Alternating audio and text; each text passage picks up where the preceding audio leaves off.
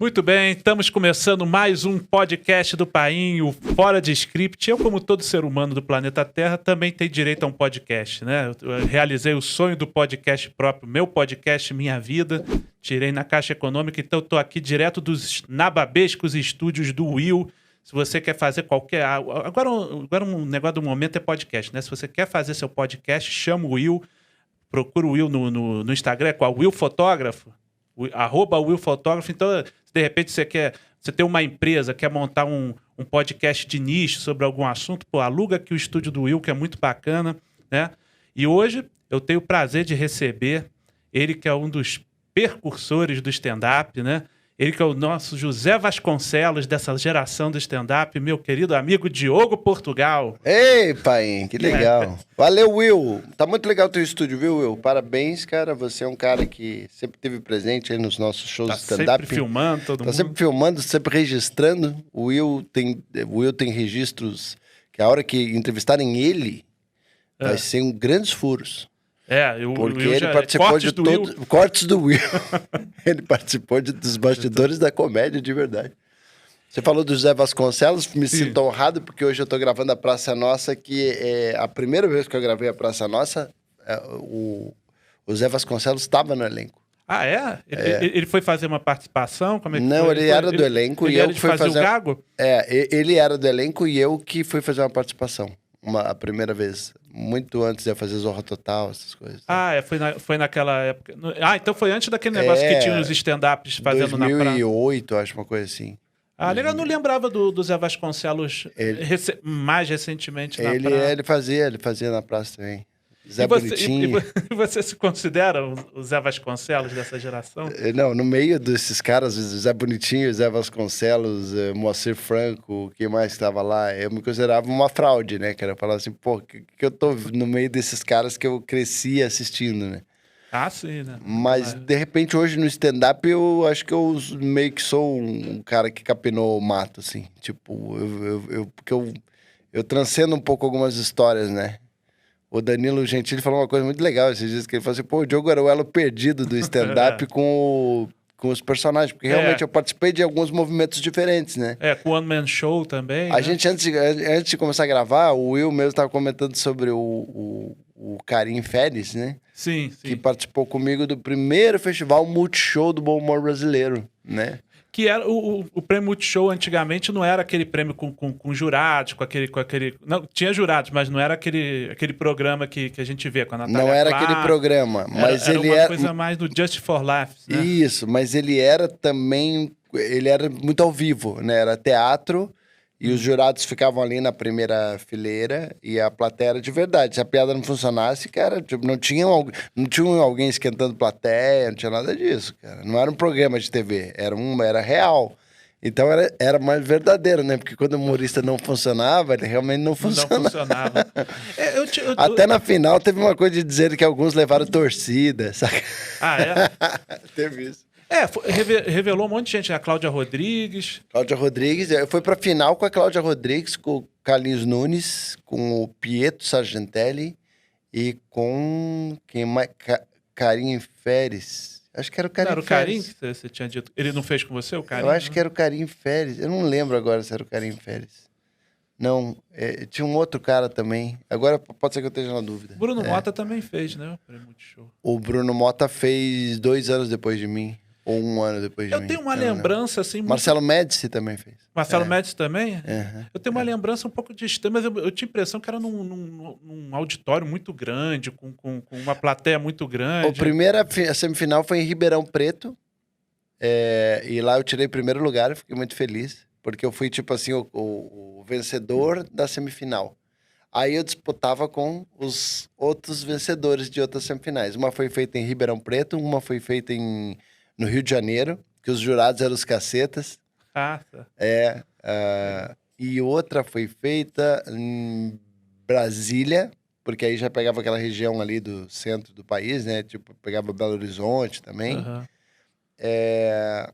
Eu acho que eram mais alguma, caramba. Eu acho que saíam 2 de cada, eu não lembro. Eu lembro que no final sobrou 5 para disputar aqui em São Paulo. ali no Bourbon Street, que até hoje eu acho um dos lugares mais legais para fazer show de stand-up. Foi onde começou também, né? Isso. Não, não. Ah, não, é o Bourbon Street Blues, nunca né? abriu muito para stand-up. Ah, não, Mr. Porque Blues, é uma casa de jazz, mas aquele especial do Netflix, que é Humoristas pelo Mundo, que tá a Mel, que tá o Padilha e o Ventura, foi gravado lá. Eu acho uma ótima alocação para stand-up. Vamos voltar um pouco mais atrás, então, no seu começo. Não tem como. Começou ali. Não, tem mais atrás, sim. Não tem como. Quando você tinha agência, você tinha um estúdio, né, de jingle. Ah, sim, aham. Foi aí que você começou a se interessar. Foi aí que você descobriu um pouco o humor, que vocês faziam uns jingles mais bem-humorados. Se eu voltar mais atrás... Se eu voltar mais atrás, o Rádio Caos, depois vocês sigam o Rádio Caos. Rádio Caos é um grande brother meu, que é o Samuel Lago. Vou pegar uma aguinha aqui pra gente.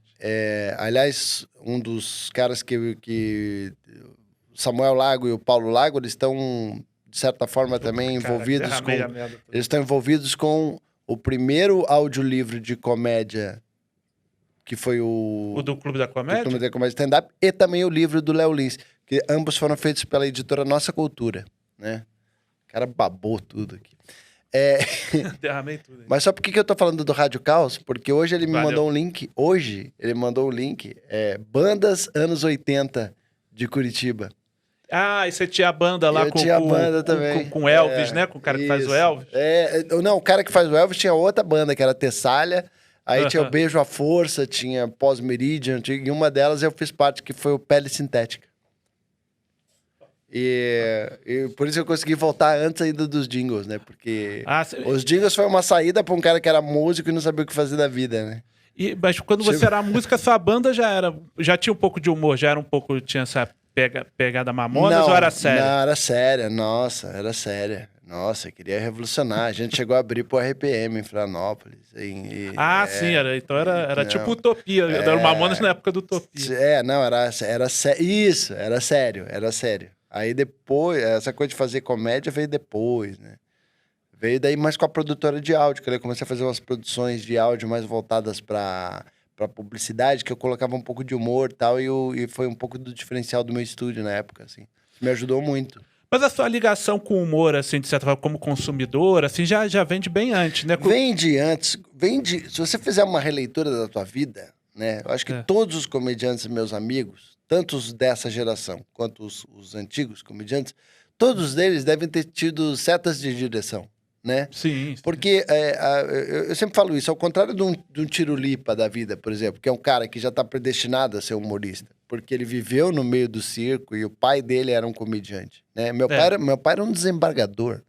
Tipo, as minhas lembranças de férias com meu pai era ele estudando o processo, cheio de malotes, que naquela época não tinha nada de computador, era malotes de processo.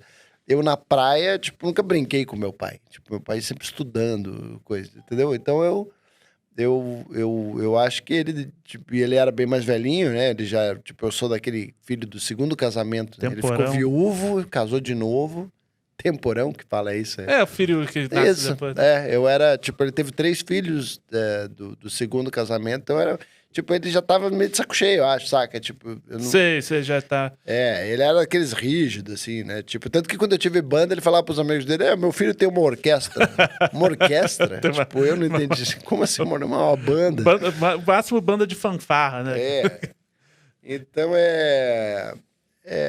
cara, eu acabei conhecendo meu pai mais pelo livro dele, que eu li, do que porque dele mesmo. Porque ele era um cara muito retraído, assim, entendeu? Tipo, em casa não... E seu avô é até nome de rua lá em Curitiba. Meu avô é nome de rua. Meu avô foi governador do Paraná. Não, caramba!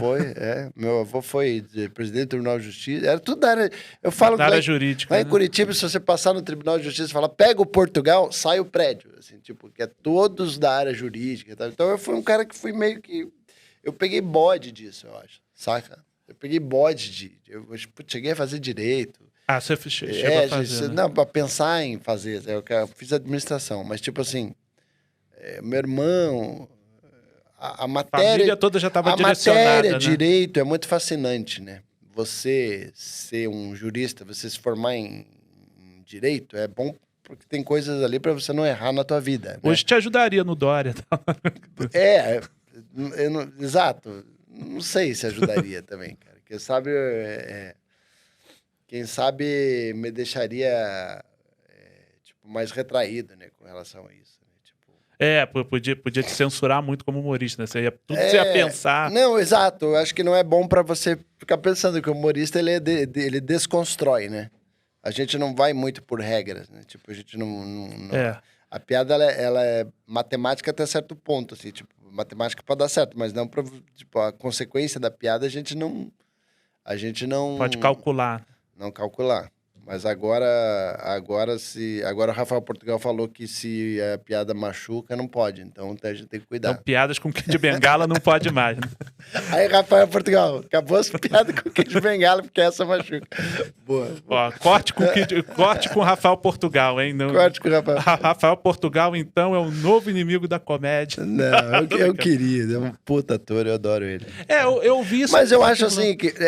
tipo, o Leonis fez um vídeo legal sobre isso, assim, explicando, faz analogias. O Leonis é muito pesquisador nesse ponto, assim, acho bacana quando ele fala isso. Eu adoro o Rafael Portugal. Aliás, acho um grande ator, bom comediante. Eu já assisti a mesma peça dele 2 vezes e ri as 2 vezes. Mas assim, quando a gente... Eu falo que eu tô dando exemplo do Rafael Portugal, por exemplo, quando a gente quando a gente coloca muitas imposições, a gente pode ser o refém da própria imposição, entendeu? Porque daqui a pouco, eu falei isso, agora não posso mais falar. E a comédia, ela não é isso, ela não pode seguir tantas regras. Assim, ela tem que ser mais anárquica. Eu acho que as regras vai muito de cada um, né? De repente, cada comediante quando fala esse negócio do limite do humor, né? Acho que o limite é de cada comediante, né? O difícil é você fazer uma frase, assim, uma declaração que sirva para todos, né? E o limite, ele tá muito mais ligado a nem só o comediante, ele tá ligado... É o input e o output, né? O limite do humor, ele tá muito mais ligado a quem recebe a piada. Quem que vai definir isso? Uma coisa pode ser ofensiva para você, pode não ser ofensiva para minha mãe. E às vezes atinge a pessoa pessoalmente porque ela é de determinado nicho, mas às vezes você fez uma piada muito mais pesada com outra coisa e ela riu, né? A minha mãe assistiu uma fritada uma vez, chegou para mim e falou assim: Diogo, acho que as mães deveriam ser poupadas, né? Ela falou pela classe, né? Interesse de classe. Acho que as mães deveriam ser poupadas. Pô, fizeram piada dela até de travesti, assim. Mas é uma senhora, né? É diferente, então... acho que mãe não se coloca... Porque tinha muito esse negócio, não coloca a mãe no meio. Né? A minha mãe, ela sente muita falta... Engraçado esse negócio de mãe, né? Porque as mães... Os comediantes devem, às vezes, sentir da onde que... A tua pergunta eu não respondi, né? Que era tipo, da onde que veio a tua veia cômica? Era isso. O que você gostava de consumir como de humor que depois você, fazendo lá os jingles, você começou a meio que aplicar. Então era isso que eu ia falar. Fazendo a releitura, era assim, eu era aquele cara que na classe tinha vergonha. Eu tinha muita vergonha de apresentar um trabalho, ficava vermelho, essas coisas assim, saca? Sim. Mas ao mesmo tempo, se dava alguma deixa, eu falava um negócio engraçado. Tipo, falava e ficava sério, que era uma coisa muito do meu avô, assim. Falava e ficava sério. Aí todo mundo ria, e eu sério. Ah, quem falou isso? Ah, vai pra fora da sala. E eu sempre me ferrava. Aí ia lá meu pai, desembargador. Nunca esqueço a vergonha que ele passava, porque o diretor do colégio tinha sido aluno dele. E aí o diretor, acho que tinha até uma espécie de uma vingancinha, assim, sabe? De, tipo, você me fodeu na faculdade, agora olha o que agora eu vou descontar no teu filho. Agora olha o que teu filho tá fazendo. Que ele colocou dinheiro na boca, ele produziu o esqueleto da sala de laboratório, botou uma flor na boca, colar, tudo, e fez a mão assim, deixou o esqueleto gay. Aí a sala inteira entrou e viu um esqueleto gay. Todo mundo riu. Quem fez? Se não falar, vai toda a sala suspensa. Aí os dedos duros, Diogo, tal. São premiadas. Eu era esse imbecil. Eu era isso. Então já começou ali o processo do Dória, entendeu? Começou ali, tipo, fazendo a cagada e pagando pelas consequências. É isso. Assim. Não acho que é cagada falar de político. Lógico. É nosso dever, inclusive, acho, como comediante. Você está sendo processado por fazer teu trabalho. Exato, exato. Eu também acho o trabalho dele uma piada e não estou processando. Já chegou no Dória. Então inclusive, se você quiser fazer piadas com Dória aqui, que você não pode fazer no teu canal, faz aqui. Boa, daqui a pouco tá você chegando aqui uma cartinha Agripino. Agripino. Quando chega a carta Agripino, você fica na dúvida, que porra é Agripino? É o nome do filho dele mesmo? Da advogada? Nome dele? Ah, é dele mesmo? É. Agripino. Agripino Doria. João Agripino Doria, sei lá. Mas assim, você gostava... O que você gostava? Você gostava de ler Med, a Caceta? Muito. Meu irmão assinava a Caceta, o que era uma sorte pra mim, porque eu não teria grana pra isso, e ele já trabalhava. E eu pegava o vácuo do Planeta Diário. Ele começou com o Planeta Diário. Ali, puta, já despertou muita minha veia de comédias. Os Cacetas, pra mim, foram uma grande cartilha, assim. Pra mim também. Hoje em dia, né, você meio que esquecem a importância do Caceta, eu acho. Assim. Eu sempre que me perguntam, eu sempre relembro que foi a minha epifania humorística, digamos assim, foi o Caceta, né? Inclusive, meu pai foi importante nisso pra mim. Foi ele que me... Teu pai curtia? Curtia. Que legal isso. Meu pai que me apresentou Monty Python. E até ele fez uma certa educação humorística comigo nesse sentido, né? Primeiro eu comecei a ler a Caceta, depois Monty Python, depois ele aí ele foi indo pra drogas mais pesadas. Depois ofereceu o Veríssimo, aí ele já falou assim, esse aqui já é um humor mais inteligente. Mas que pai descolado teu, cara. Mas se ele soubesse que eu ia fazer isso, eu acho que ele teria voltado atrás. Né? Mas isso não é uma coisa que ele pode definir ou prever. Isso não tem nada a ver, cara. Isso não tem nada a ver. Mas você tá falando do seu pai, isso é sério? Eu lembrei muito disso, assim. Meu amigo mais porra louca que eu tinha em Curitiba fundou o WeBanks. Ele era o mais porra louca. Era mais da balada, era o cara mais... Porra, ele fazia um programa de humor que tinha um paranista, um cara do Curitiba e o... Era de humor esportivo. Esportivo, e ele era o cara da balada, e, porra, e ele saltava de paraquedas, ele até se machucou uma vez, o Alfonso. Cara foda. Porra, o cara pagou pau hoje pro cara. E, tipo... Então, porque ele parou a tempo. Era porra louca, no sentido de, porra, era um cara... Eu admiro, né? Porra, cara, né? Aí, brother. Então, assim, o que define isso? Não define.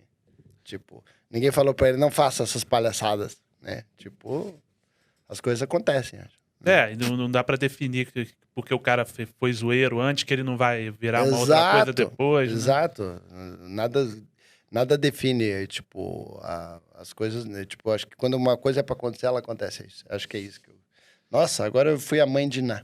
Que a gente o pessoal fala que você é o idoso do stand-up, mas assim, eu me sinto muito mais próximo da sua geração do que da geração mais recente. Eu tô mais próximo da sua geração, né? Nossas influências são parecidas.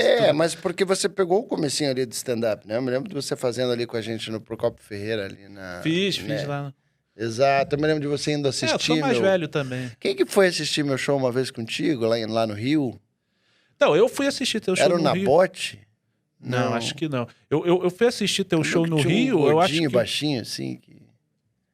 Caramba, não lembro. Que também foi no Faustão, uma vez fazendo umas piadas. Um gordinho, baixinho. Eu lembro que eu fui no seu show, às vezes foi um outro cara, que tem uns caras parecidos comigo, né? Às vezes foi o Banguela. Não, Banguela foi um dos primeiros contatos que eu tive antes de ir pro Rio, porque ele foi o cara que, inclusive, me apoiou na peça. Né? Eu lembro que foi um dos apoiadores, né? O que foi? Eu tô fazendo barulho. Tirar aqui, mesa. Não, tirar o que fica na frente da câmera. Mas então... Só que é o seguinte, galera, essa jarra, ela não diz nada, mas ela pode ser um patrocínio aqui pro nosso podcast. Né? Pode ser. Porque já que ela fica atrapalhando, mete H2O, põe o H2O H2O, aqui. Isso, uma marca aí. Tipo, pronto. Mas aí a gente tava falando da época do... 10%. Igreja Universal, né? Mas aí tá falando da época do seu estúdio, aí quando você começou a fazer... Muita gente participou, até o Mansfield, né? Ia lá gravar no teu estúdio algumas coisas de propaganda, né? Sim, gravei muito com o Mansfield, cara. O Mansfield gravou Volkswagen no meu estúdio. Legal, porque eu era produtora de áudio. Eu assisti a cena deles gravando o vídeo, até pra eu já pegar ali mais ou menos, eu peguei umas coisas de áudio direto, de garantia, se desse merda, e daí ele foi gravar no meu estúdio, né? Pra ficar uma qualidade melhor, daí ele gravou já os spots de rádio. E como é que foi a transição pro humor? Aí Como é que você começou a... Ali a gente, eu e o Mansfield, ali a gente meio que se encontrou, né, cara? Porque eram dois caras fazendo publicidade, mas o que a gente gostava mesmo era do palco, né? Então foi uma coisa assim muito... O encontro com o Mansfield, eu também tenho stand-up comedy. Eu falei, que legal. Ele tava começando. Eu tenho stand-up comedy. Eu falei, porra, que legal, Mansfield. Cara, eu faço isso já meio aqui em Curitiba, faço uns eventos em casa de bacana, assim, e tal... Faço no bar, tem um bar que chama Jump, tem um que chama Original Café, tá? A gente começou a conversar sobre isso e eu falei que eu queria muito montar uma cena. Cara, passou 2 anos, eu criei o Risorama. Criamos juntos, né? Eu e o Festival de Teatro de Curitiba. Caramba, que é dentro do Festival de Teatro. Que tá comigo até hoje, que é o Leandro Noffels, né? Mas aí quando que você resolveu, não, vou pegar aqui um bar, vou começar a fazer comédia, qual foi a sua referência nisso? Foi a Terça Insana. A Terça Insana me encorajou, vamos dizer assim, sabe? O fato deles não me chamarem, eu falo que eu era o open da Terça Insana, sabe? Quando eles precisavam de alguém, a Grace me chamava, assim, às vezes. E ela nunca precisava, que era uma demanda de grandes atores querendo fazer, sempre. Saca? Tipo, Café com Bobagem fez Terça Insana, saca? Aí você Mas ia muitos atores. Era no Rio, né? Era no Rio. Não, era aqui em São Paulo. Já era em São Paulo. Terça Insana sempre foi em São Paulo. Nunca foi. De uma época que era aqui, cara, aqui na Rego Freitas, aqui no Next, Núcleo Experimental de Teatro do Antônio Rocco. Era um teatrozinho, assim, pequeno, que tinham peças atrás, peças muito underground, tipo Grande Hotel. Angela Deep fazia muito, sabe? Ah, sim. E daí na frente tinha um bar. Nesse bar que foi criado a Terça Insana. Só que, pô, o produto cresceu tanto. O Jô Soares foi ver a gente uma vez lá no barzinho. Entendeu? Que foi a primeira... Foi ver o Médici, ele foi ver o Médici, porque eu acho que na época, se não me engano, acho que o dentista do Médici era o mesmo dentista do Jô. Sabe aquelas conexões? Bocão. Sabe aquelas conexões? Vá ver o meu paciente lá, meu que paciente é muito bom. É legal. Aí o Jô foi lá e... Parabéns, muito bom! E se amarrou no Médici, né? O Médici era um fenômeno, cara. Tipo, eu olhava assim e ficava, caralho. E fazia o motoboy, né? Fazia o motoboy, o Sanderson, né? Fazia também o Mico Leão Dourado, que era sensacional. Depois ele fez o show solo dele. Daí já foi experimentando outras coisas e tal. Ele e o Tatá juntos, assim, o Tatá era foda também. O Otávio Mendes, Selma, era irmã Selma. Caraca, bicho, era foda. Todos eram foda. Eu ficava ali, eu ia lá pra aprender. E aí você pagava passagem e ia de Curitiba pra São Paulo? Mas quando eu participava, a Grace me pagava R$30. Ah, já ajudava, né? Opa, R$30 já era o goró da noite.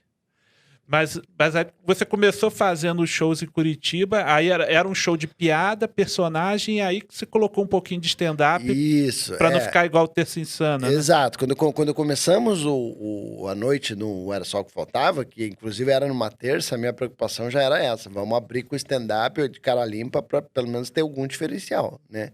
E a ideia também era sempre chamando... comediantes que também sabiam fazer, quem já sabia fazer stand-up e tal. Aí não demorou muito pra eu já começar a me conectar com a Marcela Leal pelo Orkut, na época. Que o Orkut que foi que foi a grande rede, né, de encontro do stand-up. E aí vai uma relação muito legal minha com o Curitiba, entendeu? Os grandes atores de Curitiba, que fizeram muito sucesso, eles têm uma relação meio de amor e ódio com a cidade, assim, porque a cidade não provinha, não conseguia... prover, qual que é a palavra? Não conseguia manter eles não conseguiam viver da arte deles de lá. Exato, né? Não conseguiam viver da arte deles do jeito que eles mereciam, vamos dizer assim. E daí vinham para São Paulo e camelavam muito tempo até estourar, né? Eu acho que a maioria das capitais são assim, né? Acho que São Paulo e Rio concentra muito isso, né? Mais São Paulo até. Exato. Né? Pouca gente sabe que a Letícia Sabatella é de Curitiba, entendeu? Porra, Alexandre Nero é de Curitiba, chegou a gravar jingle no meu estúdio. A Maureen esse ano. Que era a esposa dele na época. Que ano que fala Maureen. Marjorie este ano e a Maureen Miranda também, que é outra. Eu confundi Maureen com Marjorie. Marjorie este ano e a Maureen Miranda, também é sensacional. Gente que faz novela. Erson Capri é de Curitiba. Ari Fontoura é de Curitiba. Pessoas não sabem disso. As pessoas não sabem disso. A Fabiana, como é que é o nome dela? Agora me fugiu, não, que era casada com o Nero. A Fabiola Nascimento. Fabiola Nascimento. Sensacional. Também de Curitiba. Catiúcia Canoro também. Catiúcia, Entendeu? Então, tipo... 1000 aí, Carlos Careca, 1000 pessoas que eu tô esquecendo. Fábio Silvestre, né? Fábio Silvestre também. Lá contigo, né? Fábio Silvestre, tipo, assim que eu conheci ele já entrou pro elenco fixo. Eu falei, não, esse cara tem que compor o elenco, que ele é muito foda. O Hélio Barbosa? Hélio Barbosa também. Barbosa é muito bom, dele ter aquele número de sapateado, cara. Muito vaudeville. Então era uma noite muito legal, porque tinha um contador de piada, que era o Miau Carraro, né? Que para aquele cara que vai num show e fica frustrado, pô, mas eu não lembro de nenhuma piada para contar depois no churrasco, tinha o Miau Carraro. Tinha o Hélio Barbosa no elenco, que era muito vaudeville, né? E tinha o Fábio Silvestre, que era personagem, eu que fazia personagem e também já estava fazendo stand-up. Então ficou uma noite muito eclética, né? Para quem ia assistir um show de humor. Assim. Em 1 hora e pouco a gente fazia um show com várias variedades, assim. E eu acho que isso foi o grande sucesso. Então Curitiba como é que foi, assim? Ela me aceitou muito bem, assim. Então, eu devo muito à minha cidade, porque ali foi um sucesso. Então, o que eu conseguia proporcionar para os meus colegas era uma noite de casa lotada, numa época que ninguém tinha público ainda para humor, assim. Só a Terça Insana. Que aí foi... meio que emanou, né, para outros lugares, né? E foi o princípio do stand-up, né? Porque foi aquela ideia de você poder fazer um show num bar, né? Um show de comédia num bar, né? Exato. Que não tinha tanto, né? Tanto que o Mansfield também veio do Terça Insana, né? Aí vou fazer stand-up. E eu acho que os primeiros a fazer stand-up no show foi você e o Bruno Mota, né? Que o Bruno Mota fazia também em Minas, também no meio, também contava, tinha piada, né? E tinha o Fernando Ceilão lá no Rio de Janeiro também. E o Ceilão, né? O Ceilão que parou, mas ele que juntou com a Comédia em Pé primeiro, né? A primeira versão lá foi ele. Aí eu conheci o Cláudio Torres Gonzaga, eu conheci o Paulo Carvalho e conheci alguns atores também que fizeram e depois eu nunca mais vi eles fazendo. Tinha um que falava sobre fazer ponta eram atores, né? Eram grandes atores. Ali eu ficava um pouco encolhido, né? Porque eu falava, caraca, os caras são puta atores, né? E eu não sei atuar. Eu só sei escrever e fazer. Então, eu tinha... Por outro lado, o stand-up tem essa vantagem, né? Que, tipo assim... Quando eu vejo um ator, muito ator fazendo, eu também... Você saca, né? Que o cara também não tá sendo... Você acha que tem uma diferença, que perde o ator, ele perde... É uma chave diferente, né? O cara, quando... Tem bons atores que são bons comediantes stand-up, mas é diferente. Fernando Caruso. Sim. Fernando Caruso é um cara que a primeira vez que eu vi, eu falei, filha da puta, cara bom pra cacete. Tipo, porra, como é que esse cara faz isso? Ele o Porchat, né? Que improvisa pra... Não, o Porchat foi o que eu demorei mais pra assistir. Aí quando vi também fiquei impressionado com ele. E aí levei ele, o Porchat participou do Era Só o que Faltava, da meia-noite em Curitiba. Ele chegou a participar. Ele até achou que ele não foi bem no dia, não sei, acho que... eu acho que... Aí tem aquela história, o público curitibano é frio, não é? Depois ele voltou em vários risoramas e arrebentou, né? E, aliás, o Porchat tinha uma coisa muito doida que eu pedi... Eu já tenho um corte, Porchat não foi bem no meu show. Não, ele acha que ele não foi bem. Eu achava ele genial. Mas o Porchat tinha uma coisa no risorama que eu sempre colocava ele pro final, porque eu achava que ele tinha uma energia muito... Eu falava, cara, você tem que fechar. E ele me odiava muito por isso. Ele falava, porra, cara, mas me coloca por último, a plateia já tá cansada. Eu falei, mas é um espetáculo, então você tem um papel... Eu falei, pegue isso como um elogio, não como uma sacanagem, cara. Sim, depois do Porchat é difícil, né? Que é stand-up com aeróbica, né? Você levanta o show, então, lógico, é um cara muito foda, assim, não tem o que falar. Mas tem muito isso, assim, de você ver, assim, às vezes o cara que é ator, no stand-up ele não fica muito natural, né? Em alguns casos, né? Isso, muitos casos. O cara acha que é uma coisa mais de interpretar e não é, né? O cara tem que ficar um pouco mais natural ali fazendo e desenvolver uma persona ao invés de um personagem, né? O Fernando Caruso, eu me lembro que eu ficava muito impressionado com o poder de improviso dele, né? Que ele depois eu fui entender que ele era um cara do improviso, né? Ele fez tablado, ele tinha uma cancha pra isso, né? E isso ajuda muito no stand-up, né? Cara, conhecimento nunca é demais, né? Essa que é a verdade. Se você for ver, né? Os caras que fizeram... o Porchat fez cal, ele fez tablado, né? Nunca é demais, vai incorporando, né? Eu não sei se, de repente, se eu tivesse sido um ator de teatro, se eu tivesse feito toda a cartilha que devia fazer, porque eu nunca fiz nada, né? Nunca estudei teatro, arte cênica, nada. Inclusive, eu precisei, uma vez, interpretar um drama para tirar minha DRT em Curitiba, que eu acho que foi uma das comédias melhores que eu fiz na minha vida, era eu tentando fazer um drama. Como é que foi essa Dizem isso, né? Que não existe uma comédia melhor que um drama mal feito, né? Que é a comédia involuntária, né? Eu fiz com uma atriz lá de Curitiba. Quem que fez comigo na época? E era o quê? Era sobre o que a peça, você lembra? Tentando lembrar quem que foi. Foi a Lilian Marchiori. Lilian Marchiori, uma grande atriz de Curitiba. Ela participou muito depois de um programa de humor que eu tive lá na Globo Local. E ela me ajudou... Na RPC. Na RPC. Ela me ajudou a fazer ela contracenou comigo na cena. Mas era um Shakespeare, sei lá, era um negócio... Mas vocês estavam em cartaz mesmo? Como é que é? Eu queria entrar em cartaz no Teatro Lala Schneider com o meu show, que era de personagem e que tinha um pouquinho de stand-up. Sim, que já era o que você fazia, não era só o que faltava. Era uma coxa de retalho esse show, cara. Tinha música, tinha uma hora que eu pegava o violão, tinha hora que eu dançava. Show de variedade. Eu dançava, eu fazia uma paródia, aí eu fazia stand-up, aí abria com stand-up. E daqui a pouco eu fazia a Pamela, que era uma ex-prostituta, né? Eu fazia o Elvis Lay. Eu fazia tudo em 1 hora e pouquinho de show.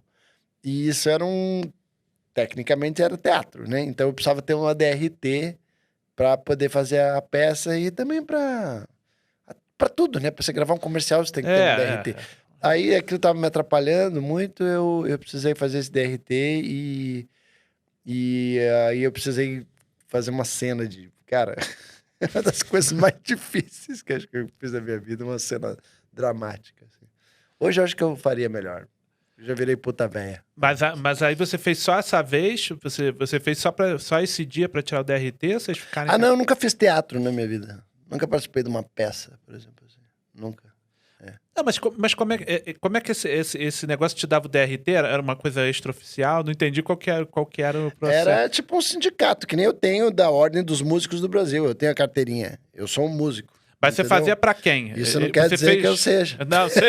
Mas eu tenho a carteirinha. É a mesma coisa que o ator. Eu tenho o DRT, não quer dizer que eu seja um ator. Entendeu? Eu sei, não, entendi. Mas vocês faziam para uma bancada. Vocês fizeram para uma bancada, não, para uma bancada de jurados que olha ali... era só pra tirar, só uma cena pro registro. Faltou timing. Tipo, cara, uma cena pro registro. Mas eu passei, graças a Deus, passei. Entendi.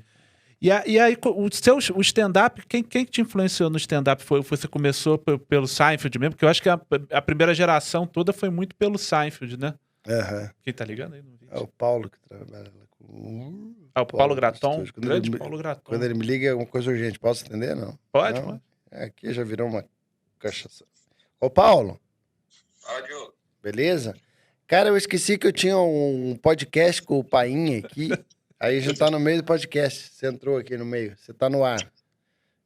Não diga alô, diga bom dia, Brasil. Bom dia, Brasil. Desculpa. Valeu. Já te ligo. Acabando aqui, já te ligo. Abraço. Até mais. Foi mal. Paulo que tá sempre com o Diogo lá no estúdio. O Paulo é meu parceiro espiritual, cara. Pô, a gente faz aquelas fake live junto. E fico dando as ideias, ele já vai cortando, editando. De Curitiba. O Paulo, eu comprei o Paulo na planta. Ele era, meu road dos shows, assim, ia junto, ia lá, me ajudava a levar a caixinha, ligar o som. Hoje, puta finalizador de arte, edita pra caralho, dá ideia boa. Um cara muito legal. E aí, quando que Me dirige na fritada. Quando que você resolveu vir pra São Paulo? Quando... Cara, foi uma época que, tipo assim, eu tava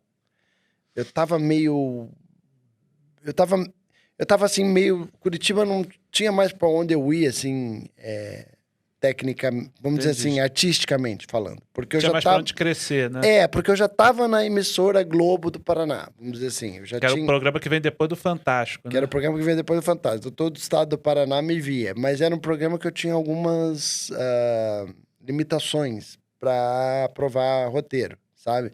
Tipo, era uma TV mais conservadora, então eles não me aprovavam determinadas piadas que eu achava que era engraçado e tal.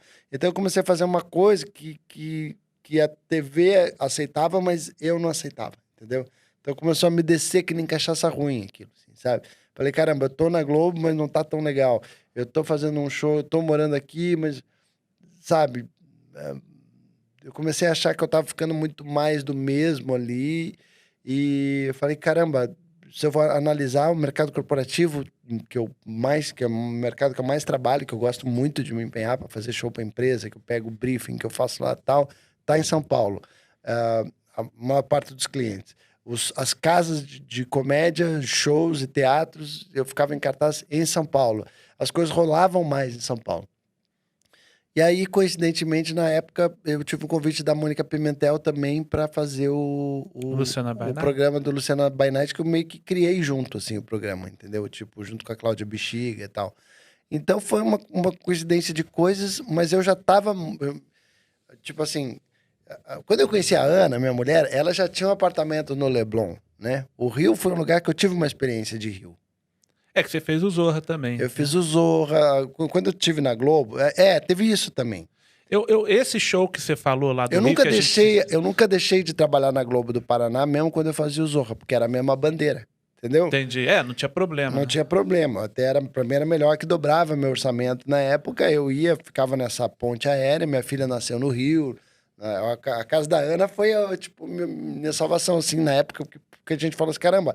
Eu tinha acabado de sair de um casamento que eu tinha deixado o apartamento com a ex-mulher e eu queria comprar uma casa em São Paulo na época.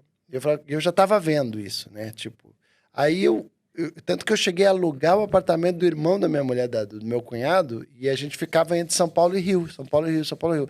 Mas mesmo assim, a nossa filha nasceu no Rio, e eu estava ainda meio no Rio, assim.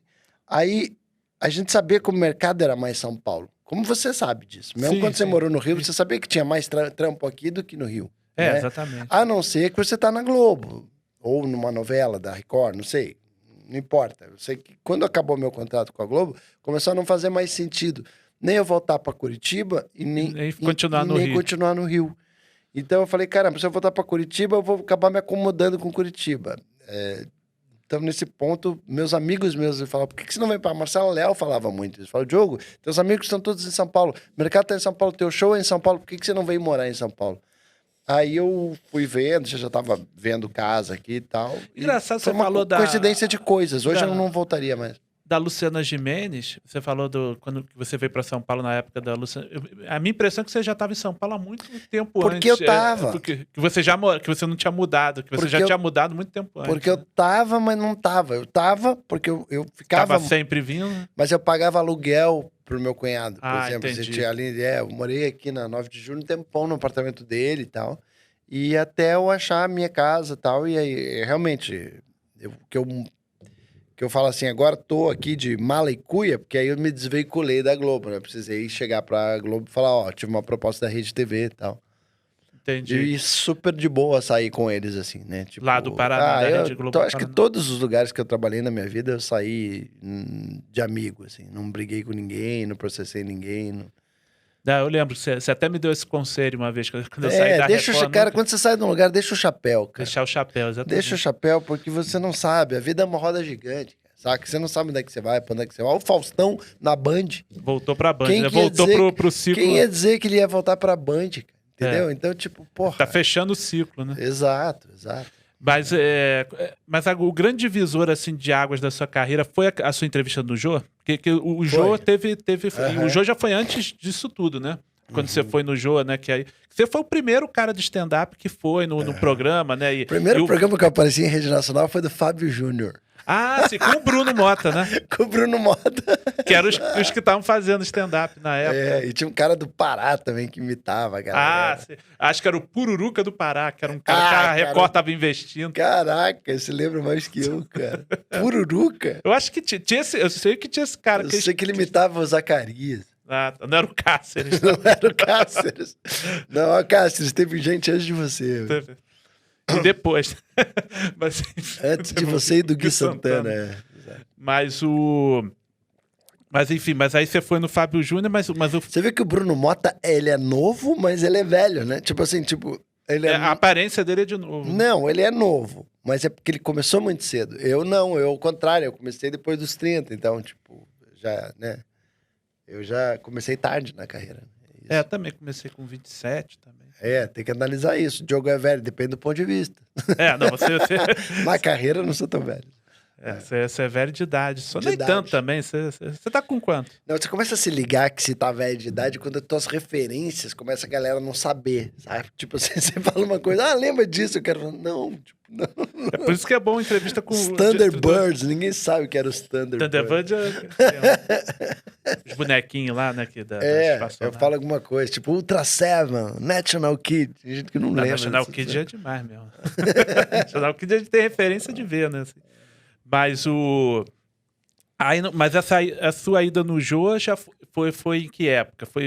Eu lembro que foi o primeiro vídeo de stand-up que bombou, assim, né? Que até o Jacaré Banguela botou, né? Eu acho que foi. Eu acho que foi depois do vídeo do Joseph Klimber. Foi 2006. Foi 2006. Aí você fazia o Era Só o que Faltava nessa época. Eu já fazia o Era Só o que Faltava nessa época e já tava começando com o Clube da Comédia Stand-Up. Você era fixo, né? No Clube da Comédia. Você vinha fazer... Exato. Essa época o Ítalo era meu assessor de imprensa e a gente meio que abriu, a gente deu uma como é que fala? Uma desavença? Não teve uma desavença, assim, mas teve uma coisa assim teve uma ruptura ali na relação, não me lembro por quê. Eu acho que a gente meio que se desentendeu, assim, profissionalmente. Acho que eu não estava muito satisfeito com ele como assessor de imprensa e ele também... Porque ele é de Curitiba, né? Eu acho que ele também não estava satisfeito comigo como cliente, porque ele acabou indo atender o Fábio Silvestre, sabe? Entendi. E, cara, nessa época eu tava meio sem pai nem mãe, não tinha ninguém me assessorando. E a Alma Lee, que é uma menina que trabalhava com musicais aqui em São Paulo, que a gente tinha uma conexão muito grande. Eu pensei que você ia falar assim, a alma bondosa que me ajudou. A alma bondosa foi essa menina, ela chamava Alma Lee. Olha a Alma Lee. E essa menina, ela era irmã de um cara que me abriu as portas em Curitiba pra rádio, que foi o Alexandre Zray, que era um jornalista sensacional, que morreu no acidente. O cara morreu muito novo, o cara era uma bomba, o cara era o melhor jornalista que tinha lá em Curitiba, assim. Aqueles que dava porrada, saca? Sim. E pagava as consequências da porrada, tipo. Era muito legal ver o jornalismo do Alexandre Zray, assim. E ela era irmã dele, e a gente tinha uma conexão que ela já morava aqui em São Paulo, e ela era da Time for Fun, né? Então ela conhecia todos os caminhos, e ela pegou, tipo, por que você não manda um negócio pro Jô? Eu falei, cara... Não sei, minha assessoria lá, que era do Ítalo, já mandou, mas nunca rolou, não deu certo e tal. Daí ela falou assim, pô, deixa eu mandar. Aí ela mandou e, tipo assim, como é que eu vou dizer? Deu sorte. Tipo, ela ter mandado deu mais sorte, eu acho, saca? E alguém viu, às vezes ela foi mais insistente, às vezes talvez, ou fez o approach mais correto. Eu acho que ela fez o approach muito correto. Eu acho que ela fez um follow-up legal. Mas isso às vezes pode ter a ver... Tá falando que nem coach, né? Fez um approach, follow-up. Não. Todo follow-up do insight tem que ter um feedback upgrade, que é onde você faz o rewind do seu breakthrough. Exatamente. Para produtos high-end. Exato. Essa é a linguagem que nenhum publicitário entende, mas eles falam. Mas o que eu quero falar é o seguinte, às vezes pode ter a ver até com a pessoa da produção que mudou. Saca? Tá. Às vezes era uma pessoa que não gostei. Aí entra uma outra que fala, opa, gostei. Né? A gente tá sujeito a isso, né? E ali rolou. Do meu material já tá na ponta de eu pra ser entrevistado. Ali já tinham até me contactado. Aí pra melhorar ainda, um dia ou 2 dias antes que a entrevista já tava marcada, o João foi assistir no Terça Insana, que você tinha dito. No Terça Insana, no Clube da Comédia Stand-Up. Que o Jô ia muito lá, né? Quem levou ele... Já estava agendado para eu ir, mas quem levou ele foi na época, marido da Marcela Leal, que era o Rodrigo Lombardi. O Lombardi, Galã da Globo hoje. O Rodrigo Lombardi, o cara, ele era... O Rodrigo Lombardi, cara, é um cara muito gente boa e é um cara muito talentoso, sabia? Assim, ele tem talentos extra... É um cara engraçado, né, também. Engraçado, faz imitação absurda, assim. Ele fazia imitação dos caras do Monty Python, mas imitação que ninguém fazia, saca? Pô, cara, imitação do cara do Monty Python. Fazia, cara. Aquelas vozes de mulher, né? E ele fazia imitação também do Ivan Mesquita, Ele fazia imitação de todo mundo, cara. Ele é um talento, assim. Um dia alguém tem que pegar ele num programa desse de entrevista e mandar ele só fazer comédia, assim. Você sabe que uma coisa que eu acho curiosa é que o Jô foi no Clube da Comédia, né? Ele entrevistou várias pessoas que eram do Clube da Comédia. Ele só não entrevistou o Danilo e o Rafinha, que foram os dois que depois tiveram talk show também. Doido, né? Mas o Danilo não tava nessa noite. Não, eu não sei se ele depois chegou a ver o Danilo. Eu acho que o Danilo, eu acho que na noite que o Jô tava lá, o Danilo não apresentou. Quem sabe ele teria levado o Danilo. Mas o Rafinha tava se queixando outro dia no podcast lá. Que ele nunca levou, né? Nunca me levou. Eu não sei por quê, porque no dia ele gostou muito do Rafinha, ele falou muito com o Rafinha e tal. Mas eu acho engraçado essa coincidência, né? Dos dois que não foram, depois tiveram talk show, né? Mas aí essa entrevista no Jô mudou bastante coisa, né, pra você, assim, né? Te deu um eu nunca tive um talk show. Não, mudou muito, cara. Mudou, pô, eu devo muito a essa entrevista, entendeu? Inclusive, o que eu devo a essa entrevista, uma outra entrevista que também foi importante, que ajudou muito a cena do stand-up, que foi o Faustão. Que foi o como é que era o nome? Foi o Oscar que te indicou, né? Como é que era? Só que esqueci o quando nome eu fui pro Faustão, cara... Pistolão, era Pistolão. O Pistolão do Faustão, eu achei... Aí foi uma coisa meio de intuição, assim. Eu falei, caramba, se eu fizesse stand-up no Faustão, eu acho que não vai rolar tanto, porque aquela plateia que fica ali, eu acho que não vai consumir tanto que nem a plateia do Jô. A plateia do Jô era mais feita de universitários e tal. E a plateia do Faustão era uma plateia mais popular. Eu falei, cara, eu acho que eu vou de personagem no Faustão. Até pra ter dois produtos diferentes. Eu acho que foi uma boa tacada que eu dei, que ali no Faustão ficou 2 produtos rolando, né? No YouTube. Na época, porque era o ano do YouTube, né? Isso era uma coisa legal de lembrar. Porque eu só fiquei sabendo que meu material tava no YouTube por causa do Jacaré Banguela. Eu lembro que esse vídeo do Jô viralizou, acho que foi por causa do Banguela, né? Ele botou no canal dele do YouTube. Que já tinha tido o vídeo do Joseph Klimber, que já tinha bombado, né? Que também foi uma entrevista no Jô, né? Aquela apresentação o Jô, né? Eu acho que tanto o Joseph Klimber quanto o meu, tipo assim, tanto os melhores do mundo quanto eu, na época, acharam que era ruim o cara botar um vídeo. Eu lembro que eles falaram, que cara mau caráter. Mas tanto eu quanto eles fizeram o certo, né? Que foi entrar em contato com o cara, né? Sim, aí a gente conversando e tal, viu que era a melhor maneira.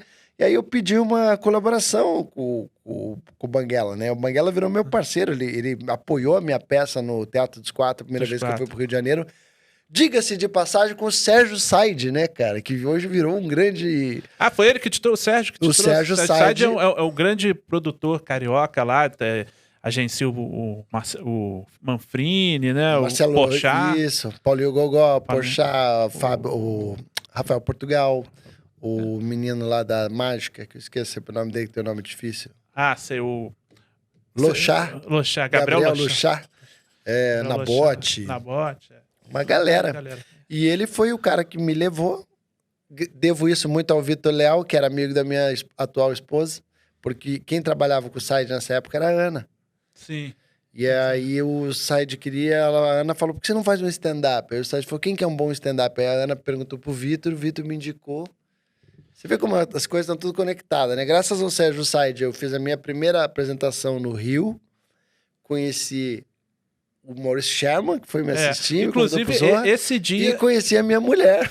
foi tudo junto, né? Ali eu montei uma empresa /família. Foi um grupo de WhatsApp da época, né? Foram conexões, né? Inclusive, esse dia que eu fui te assistir no Rio, eu acredito que foi o dia que o Sherman foi te ver.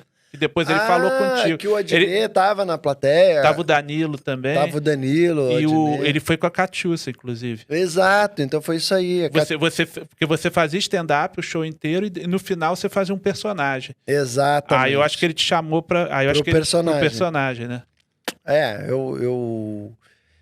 Depois eu tirei o personagem do stand-up, né? Mas era uma época... Sempre você terminava com o personagem, né? Mas era também um pouco pra ele ver, né? Tipo... você sabia que ele ia ver? Eu sabia porque a Catiúcia Canora falou, vou levar o Sherman. Eu falei, eita porra. Aí o trancou, né? Aquela coisa, mas ele falou, rapaz, você já fez televisão, rapaz? Aí você tinha já a experiência lá. Aí eu falei, você gostaria de fazer o Zorra? Vamos lá conversar, rapaz. Aí eu fui lá. E tive a honra de ser dirigido. Como é que foi fazer o Zorra? Cara, foi muito legal, ao mesmo tempo que não foi tão legal, assim, tipo, o que foi legal? Foi legal, participar do Zorra, Eu falo que a maior experiência que eu levo do Zorra é o camarim, cara. Eu ficava ouvindo aquelas histórias dos caras, né? Porra, os caras das antigas. Os caras das antigas, Gildo Ribeiro, Paulo Silvino conversando comigo. Aquilo era muito fascinante, assim, né? Mas eu fiz um quadro, eu acho que o meu personagem ele era meio protagonista. E quando o Zorra me colocou de casal... Eu acho que eu tinha um pouco de dificuldade, porque eu não era ator de teatro, assim, né? Pra ficar contracenando muito. Como é que era a dinâmica do quadro? Eu lembro que era um motoboy com a namorada dele. Motoboy com a namorada, que era a Amadeusa, minha deusa. Ô, minha deusa. Ô, minha deusa. Ele sempre tava querendo conquistar ela, ele sempre fazia um trambique pra dar certo, alguma coisa. A métrica era legal, mas eu fui muito vítima da estatística ali no Zorra, porque foi o ano que criaram a Fazenda, lembra? Ah, sim. Foi o ano que o Dado Labella estava na Fazenda. Então eu fiquei um ano no Zorra, sendo que a Fazenda começou a dar ibope muito grande e eles começaram a achar que eram os novos quadros que estavam dando certo. Eles mudaram tudo e piorou. Então não era o nosso quadro, era muito mais o mérito da Fazenda ser uma novidade. A novidade que tinha. Eles conseguiram levar o Dado Labella. Exatamente. Foi aquele ano que foi o melhor ano, né, da Fazenda. Dado Labella deu uma porrada em você também. Eu nem sabia que era o elenco da Fazenda. Mas não, que eu lembro que ele ganhou até. mas aí você tava falando... Vai entrar com Maria da Penha. Você já pode processar ele. Mas você tava falando do... Você falou que na RPC mesmo, no programa local lá de Curitiba... Naquela época ele não era vegano, entendeu? Podia ir pra... Olha eu deslexando aqui a entrevista. Você tá falando que lá na RPC e tal, né, você tinha dificuldade, porque... Não dificuldade, mas que muita coisa era restrito e tal. Você não sentiu isso também no Zorra também? O Zorra era mais fechado, o quadro, né? O Zorra, lógico, tinha algumas restrições também, né? Mas o Zorra daí já era uma coisa mais... A proposta era essa, né? Tipo...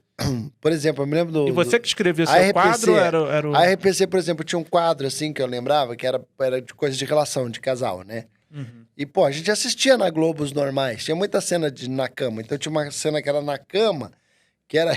Eu me lembro que ainda a atriz que fazia comigo na época era a Bruna Luise. Ah, é? É porque a Bruna Luise, ela antes de entrar pro stand-up, ela era uma atriz. Eu lembro. E como...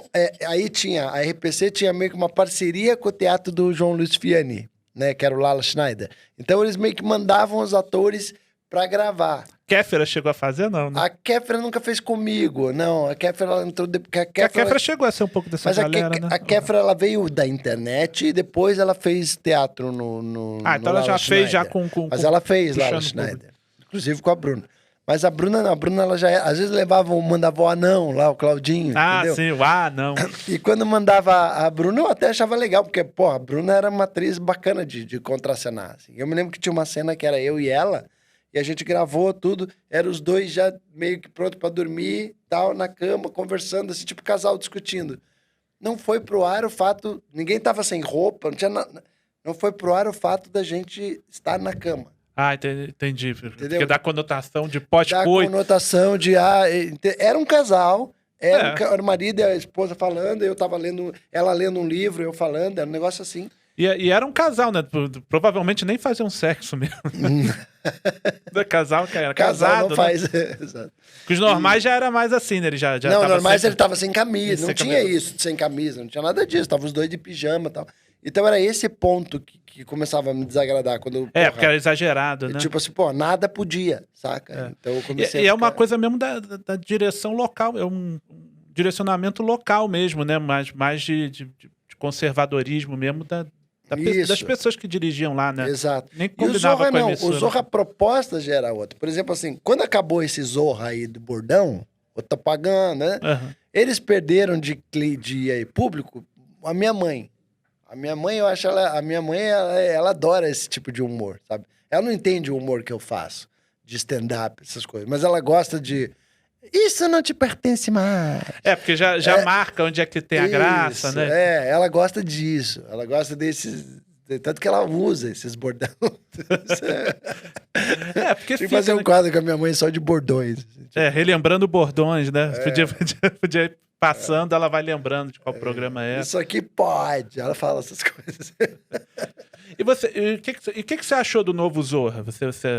Eu achei... Você gostava? Eu achava... Eu fazia uma coisa parecida, né? Que era o Hey Ho, lembra? Sim, até participei. Era meio Hey Ho. Quando eu olhei assim, eu falei, cara, esse Zorra tá meio Hey Ho, né? Tipo... Que era um pouco essa linguagem mesmo de Instagram, né? Isso, quadrinhos curtos e tal. Mas eu achava o Zorra legal. Tinha algumas coisas boas.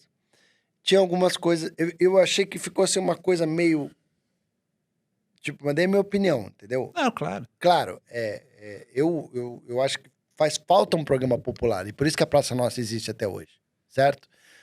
E ele ficou uma coisa meio assim. Tinha o Porta dos Fundos já na internet, certo? Que também ele foi meio nessa onda. Que já era um humor mais ácido, tal, O que o Zorra fez? Quando eles mudaram a bandeira de bordão, para um programa mais cool... E eu acho que o Porta dos Fundos foi o grande responsável por esse Zorra novo. Falou assim, olha aqui, com certeza, olha o que os caras estão fazendo na internet. Funciona, vamos fazer aqui. Aí, Rede Globo, vamos tirar o jurídico da frente pra gente também poder fazer essas coisas aqui. Aí eles fizeram, brincaram com marcas, né? Primeiro teve o Tá No Ar, né? Que tiraram sarra de coisa, que era coisa que o TV Pirata já fazia. Há muito tempo. Então, aí que tá, o Tá No Ar já foi uma releitura do TV Pirata. Aí o Zorra era uma releitura do Porta dos Fundos. Então ficou assim uma coisa assim, sabe? Ficou meio... Como é que eu vou explicar? Ficou nem lá, nem cá. Ficou meio... Tipo, não ficou nem quente, nem frio. Ficou morno, saca? Porque... Eu acho que ele ficou redundante diante do Tá No Ar, eu achava. Eu achava ele meio redundante, porque já tinha o Tá No Ar.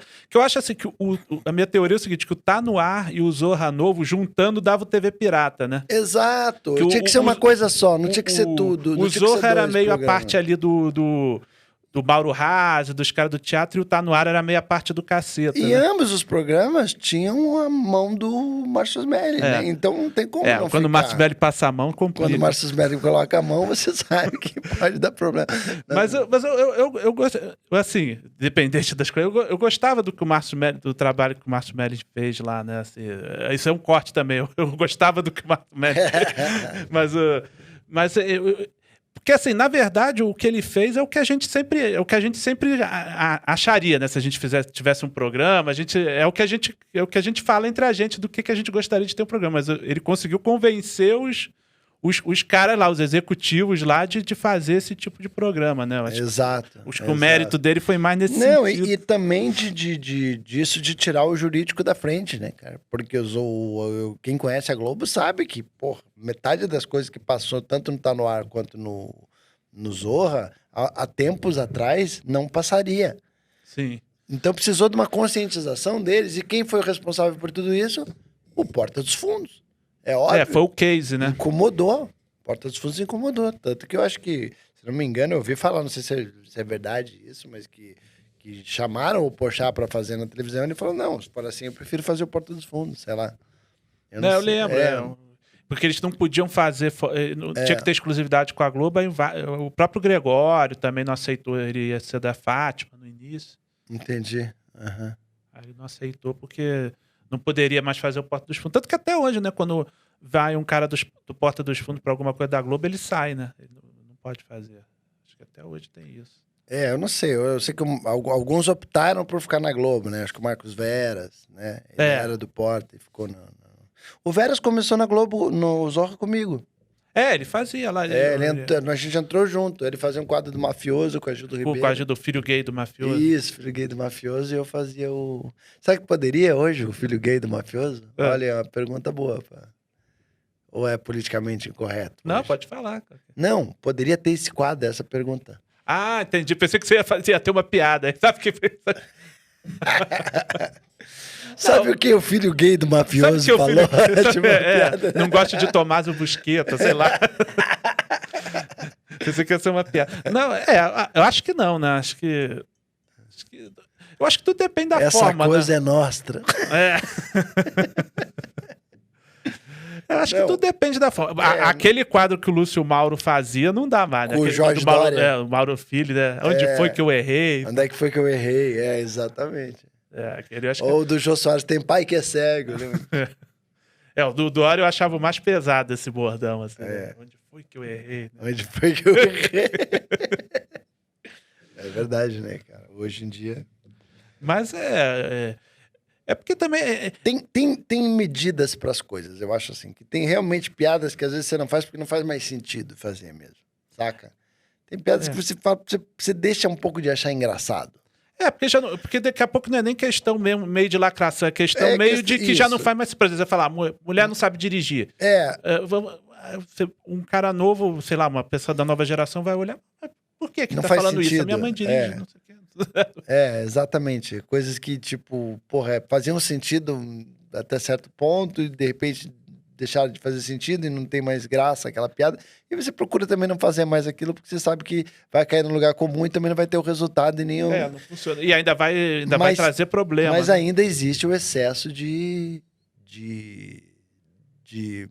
preciosismo em certos temas, assim, que aí eu chamaria de lacração, isso, entendeu? Tem os exageros, né? Então tem, né? Eu acho que aquele negócio do movimento pendular, né? Que agora tá no extremo disso, né? De fiscalizar tudo, de mostrar, não pode... A partir do momento que determinadas coisas já meio tenham caído por terra, acho que vai voltar no equilíbrio, vai voltar a ter bom senso, assim, de ver, não era isso que o cara tava querendo dizer nessa piada. Né? Piada é isso, piada é bom senso, cara. É você analisar ela e falar, cara, mas eu ri. Se eu ri é porque é engraçado, porque foi engraçado que me acionou algum gatilho que eu achei engraçado isso, né?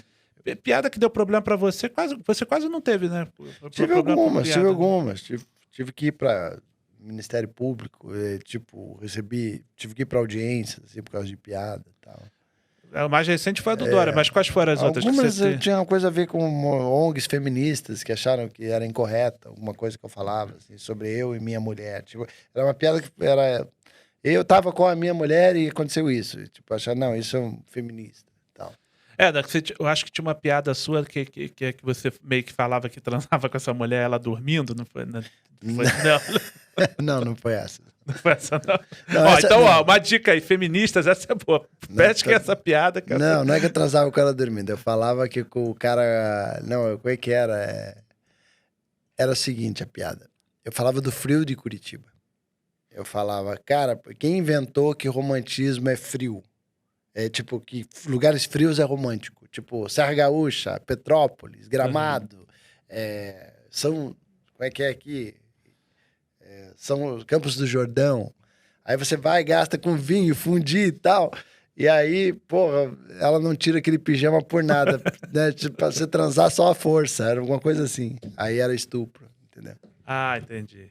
Você não era força. Eu falava assim, nem falava força. Eu falava assim, você não vai conseguir arrancar o pijama dela, nem por um caralho. Alguma coisa assim. Tipo, o fato de arrancar o pijama... já denotou. Denotou estupro, tipo, conotação de apologia ao estupro. Aí eu tive que sentar lá na cadeira do estuprador e falar com o juiz. Tipo, não, mas veja bem. Aí o juiz falou, onde foi falado isso? Não, foi falado num ambiente de humor, onde as pessoas estavam lá para assistir um show de humor.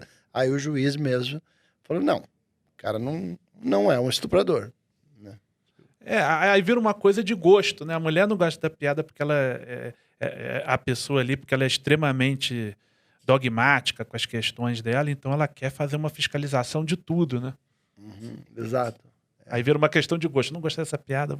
E de repente tem piada que você fez até mais, às vezes, né? Mais ofensiva, até com outra coisa que pra ela passou batido, né? Porque o campo de visão dela é esse, né? De ver machismo em tudo, né? Misoginia em tudo, né?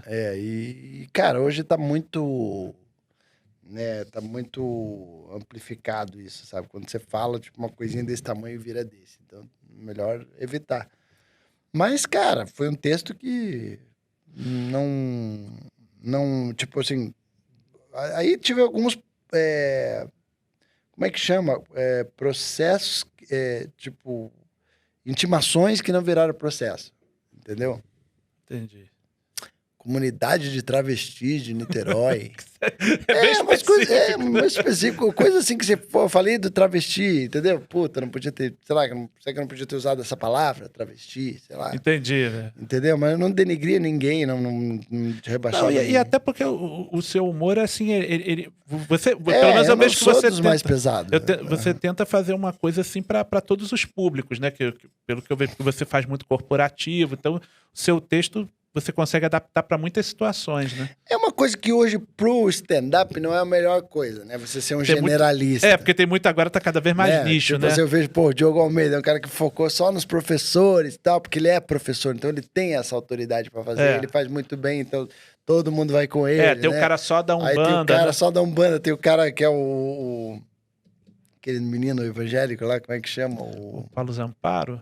Tem Paulo Zamparo também, é o Jordan, aquele altão. Isso, como é que é o nome dele mesmo? Esqueci o nome dele. Jonathan Nemer. Jonathan Nemer. Jonathan Nemer. Jordan. E rola muito isso, né, cara? Ou que nem o Léo Lins, que faz só uma coisa muito ácida e tal. E isso... que aí você vai segmentando o público, segmenta públicos, né? Mas também evita um pouco essa questão do processo, né? Porque geralmente o cara não tem aquele público... Quer dizer, diminui a possibilidade do público desavisado, né? Exato. Quem vai no show do Léo Lins sabe que vai ouvir coisa pesada. Isso é muito legal. Mas eu faço parte da Fritada, que também é uma... Tipo assim, é uma... Quase que um... Aí já é quase uma antítese de tudo isso, né? A Fritada é quase que vamos nos levar menos a sério. Tipo, é quase que essa a proposta, assim. Quando o cara vai ver a Fritada, vai ter. Mas você coloca lá na Geise Arruda, ela topou, ela participou, ela mandou bem, ela foi legal... Mas você vai ver, tem sempre uns comentários ali do tipo, não, por que estão fazendo isso com ela? Isso é humilhação, que né? Humilhação. A pessoa mesmo topou, né? E eu falei, Geise, você é a pessoa ideal para Fritada porque você é produto de uma humilhação, né? Você acontece, tudo que aconteceu na tua vida hoje foi por conta disso. Então você dá a volta em todo mundo e você vai provar, tipo, você... A ideia é essa. Você a Fritada era um dia dela na faculdade, né? Exato, piadas não te atingem, né? E ela falou, é verdade, então vamos fazer. Mas a Fritada, você viu o roast lá? O que foi? A Fritada era só mais um dia dela na faculdade. Você... Não, eu nunca vi o roast, eu não assisto muito os roasts gringos. Mas quando que você falou, não, vou trazer esse formato pra cá? Foi o Danilo Gentili que me mostrou o roast. Tá. Ele que falou. Inclusive, o Danilo foi um cara que eu falei assim, vamos fazer junto. Eu convidava muito ele pra fazer junto, mas ele tava enlouquecido na época com o CQC. Cheio de compromisso. Ele teria ido mais longe comigo, assim, empreitado junto na Fritada, se ele não tivesse tão...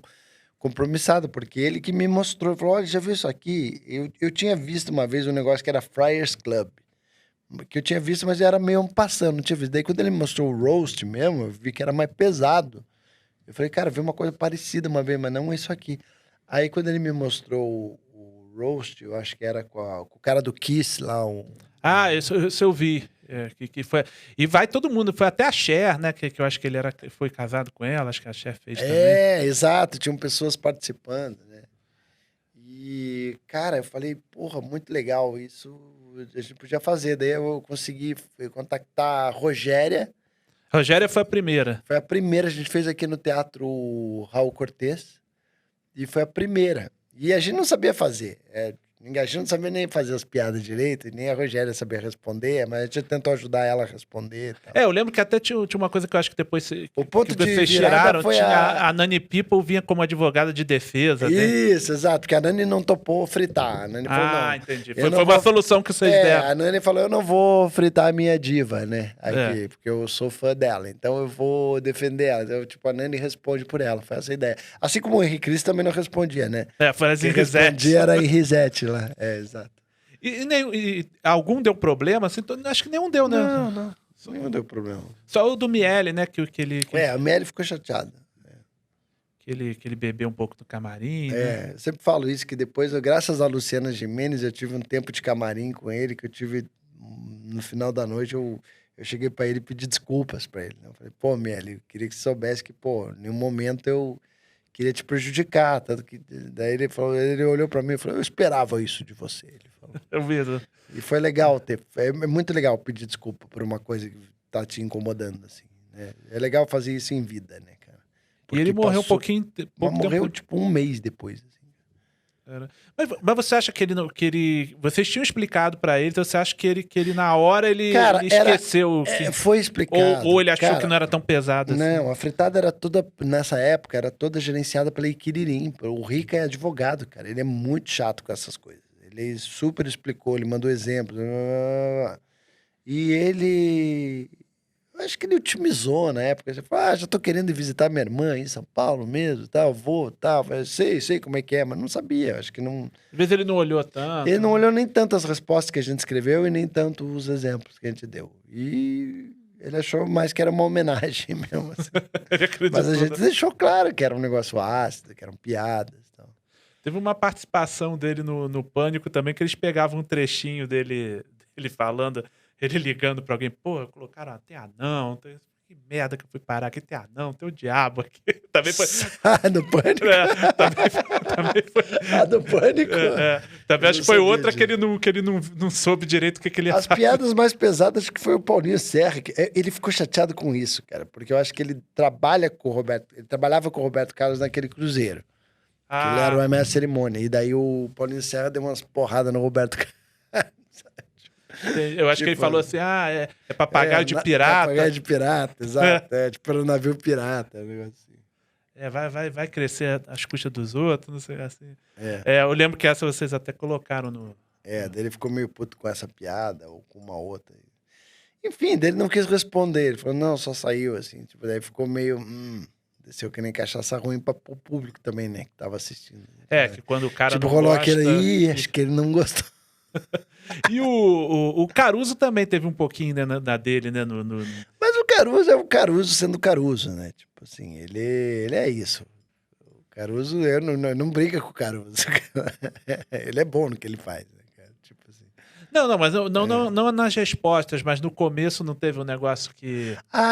porque eu fazia um esquenta pra plateia. Aí ele achou que você ficou muito tempo. Ele achou que eu fiquei muito tempo. Mas é que eu fiquei muito tempo, não é nem culpa minha. Tipo assim, ele tava atrasado. Entendi. Você foi então ganhando tempo ali. Então eu não tinha como no palco saber que ele já tava ali. Se eu soubesse que ele já tava ali, eu já tinha, finalizado na hora, entendeu? Aí eu fiquei enrolando. Sabe quando você fica enrolando pro cara da noite chegar? Entendi. Eu tava dando uma enrolada que não adiantava começar sem ele. Ele era o cara da fritada. Aí quando eu fiz a piada, ele falou assim, você ficou demorando, se tivesse eu nem vim. Eu falei, mas esse é meu show. Ele falou, é teu show, então se fode aí. Aí sai. Mas isso você acha que foi uma encenação ou... Não vou saber até hoje. Mas se foi atuação, ele atuou bem. Não, mas ele é um puta ator, né? Eu acho que foi mistura dos dois. Foi mistura. Ele já tava puto. Porque ele já tava puto mesmo. Mas ele ia voltar de qualquer jeito. Qual foi a fritada que você... Mas eu admiro muito o Fernando Caruso. Eu acho que ele é um cara stand-up raiz, assim, saca, cara? Os stand-up dele eu gosto, saca? Aquela piada da uva passa. Eu gosto muito que ele fala da uva passa. Ele fala, em que momento que o cara comeu a uva e falou, uva é bom. Vamos experimentar podre? Vamos ver se podre, velho. É muito bom, né? É uma pena, né, que o Caruso parou de fazer. Uma pena, né? Porra, um cara foda. Porque ele é do Rio, né? O Rio é difícil, falta dele no né? elenco do Risorama e tal, assim, mas nem chama porque eu acho que você não tá mais fazendo, é porque ele não tá curtindo mesmo, né? Porque a gente faz o que a gente tem vontade. Que o cenário do Rio é difícil, né, do cara fazer com constância, né? Se bem que ele conseguiria viajar com o show dele. Né? Ele tá mais hoje ligado, assim, nessa coisa de universo nerd, né? Que ele manja ele tem o programa lá. Ele manja muito, né, cara? Às vezes eu assisto, assim, só como quem não quer nada, eu vejo... Ele tem um conhecimento muito grande dessa coisa de tá lá né? Tá lá, né, no núcleo de humor da Globo, né? Tava no Zorra, né? Acho que ele vai estar nesse programa novo também. Eu nem sei se existe um programa novo, então eu tô por fora. Não, parece que vai ter um programa novo também, aproveitando, vai ter o Paulo Vieira, aproveitando uma parte do elenco do Zorra antigo, né? Uhum. Que agora tá sob supervisão do Silvio de Abreu. Legal. Mas você nem tá sabendo, né? Até te perguntar o que você acha que... Mas você acha que agora sem o Melling a Globo vai voltar a ter um humor um pouco mais popular? O que você acha? Ou vai continuar naquela linha que tava antes? Tudo era muito bem produzido, né, cara? A Globo tem essa coisa, né? De tudo que eles fazem muito bem feito, assim, em questão de produção, né? Mas não pode perder a essência, né? Eu já vi grandes produções como aquele do que tinha o nome de remédio, Divertix, né? Tipo, que era uma puta produção e o resultado ruim. Carnaval. Tomara que caia, né? Era uma puta produção e o resultado ruim. Então, tipo, tem que cuidar pra isso. Tem que cuidar também com essas coisas de lacração aí, que tá meio chato isso daí, né? Já tá ficando exagerado, né, mano? Tá no ar já tinha umas coisas assim, né, cara? Umas paródias que a menina falava. O Tanuário e o Zorra, coisa de feminista, né? O Tanuário e o Zorra também. Eu vi umas paródias, assim, que não tinha piada. Era sério, né? Não tinha piada, era só mulher falando, porque ninguém pode encostar em mim. Eu falei, eita porra. Você fica muito sério, né? Exato. Mas, por exemplo, a escolinha, eu achava que tudo bem, teve o problema lá com o Mary, mas eu achava que bem tudo ali do núcleo eles deveriam ter apagado por causa que ele saiu, assim. A escolinha já é uma coisa que existe há muito tempo, né? Então, e essa ideia do remake da escolinha, eu acho que era um projeto que eles podiam ter continuado. A escolinha é legal, é bacana. Assim. Acho que eles escolheram bem, né? Cada um. O elenco, né? Os caras. Você se imagina fazendo um personagem da escolinha? Eu acho que se eu fizesse um, eu faria bem o Magdo Bonfa. Que sim. Que é uma prof, tô te esperando desde as 10, né? Quanto mais ela falava, mais eu me envergonhava. Não me faça pegar nojo. Não me faz te pegar nojo. Ele é do Sul, ele mora até hoje. Ele é do Sul, o André Damasceno. É bom. Prof, com meu índio, com meu ego. Eu imaginava o Paulinho Serra de Galeão com Bica. E o... Muito legal o Paulinho Serra de Galeão com Bica. Ele com o cabelo verdade, tudo a ver. E o Fábio Rabin de Samuel Blauns. Boa. E o Mion de Paulo Cintura. O Mion de Paulo Cintura. Não, o Mion não ia fazer. Não ia tapar, só pela zoeira. Não, até porque o Paulo Cintura é o Paulo Cintura, né? Ele não é um personagem, né? O Paulo Cintura. Ele tá puto com a escola, ele ficou puto com a escolinha, né? Ficou? Não sei. Você não sabe dessa história? Que ele não gosta dessa reedição da escolinha, ele acha que explora os caras, não paga os direitos, né, dos personagens. E tem um Paulo Cintura? O quê? Não tem. Escolinha não tem. Ele Ele critica a escolinha como um todo, assim, que podia aproveitar os que estão vivos e não ficar fazendo um remake. Mas aí enfim, parte do processo. E também ele tem esse lance meio Bolsonaro, né? Então ele já quer falar mal da Globo naturalmente. Entendi. Já tem um outro bode envolvido. Né? Já tá junto. Ele primeiro começou falando mal da escolinha, depois ele foi aprofundando mais, né? Eu não sei como é que funciona essa coisa de royalties, de direitos autorais. Né? Eu acho que é tudo da Globo, né? Se é tudo da Globo, é tudo da Globo. Agora, se tem alguns personagens que foi o humorista mesmo que criou, né? Que nem o Elvis Lay. O Elvis Lay eu fiz Zorra, mas eu posso fazer em outro lugar, porque ele era um personagem que já existia, né? Então isso já estava em contrato com a Globo, né? Assim como o Tom, quando saiu, né, da Globo, alguns personagens ele realmente não pôde levar, né? Vários, acho que era o Pete Bicha, se não me engano, lembra? Lembro, Acho que na Record também não podia fazer Pete Bicha. Não, sério, acho que não podia mesmo.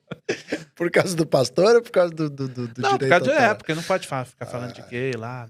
Entendi. Acho que eles não gostam. Mas por exemplo, o Costinha, né, ele fazia um personagem que era o Mazarito, né, que era a mistura Mazzaropi com Oscarito, mas era ele, né? Aí nessa escolinha nova puseram o Hassum fazendo e tal, mas também não funcionou muito.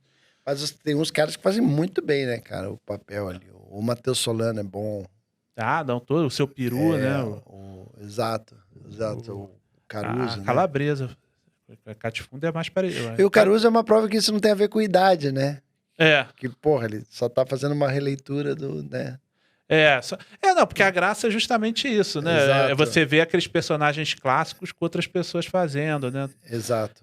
Mas e tudo era combinadinho, né? A que faz a Dona Bela é porque ela fazia uma peça sobre a Zezé Macedo, né? Mas o Gui Santana tá fazendo o Nessa Capitinha. Né? O Gui Santana é Nessa da Capitinha, bom também. O Gui Santana é um gênio, né, cara? Acho ele foda demais. Mas eu gostei. Mas uma coisa eu concordo com o que o Paulo Cintura critica, que ele fala, né? Uma observação dele, eu concordo que é o seguinte, que ele fala assim, não, tudo bem, era uma homenagem, mas que a homenagem está se estendendo por 5 temporadas. Não foi um especial gravado numa noite. Porque a ideia era isso, fez uma homenagem, beleza. Depois ficou, né? Mas cara, tem um maluco que eu vejo no Instagram que ele faz umas imitações do Chico Anísio. Foda, eu vi, eu esqueci o nome dele, mas é muito bom, Muito bom, cara. Eu vi o Hélio indicando. Porque uma coisa é imitar o Chico Anísio, outra coisa é imitar todos os personagens, né, cara? Ele faz todos os personagens do Chico Anísio idênticos, assim. Muito bom esse cara. Esse cara tinha que estar lá.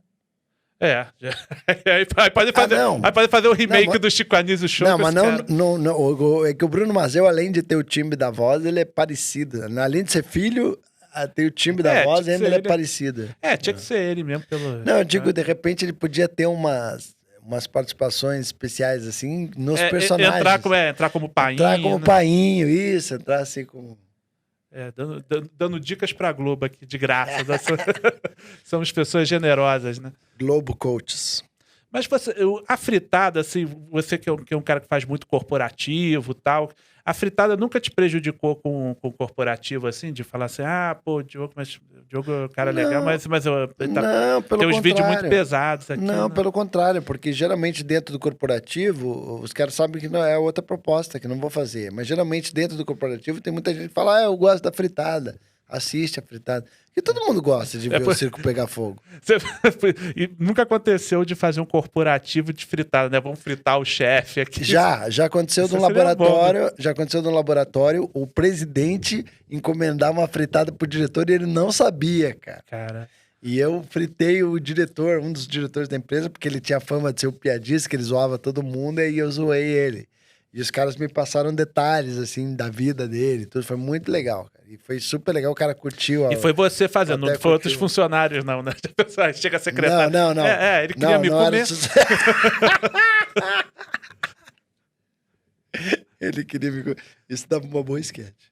Fritada dos funcionários. Fritada dos funcionários. Ele quis me comer.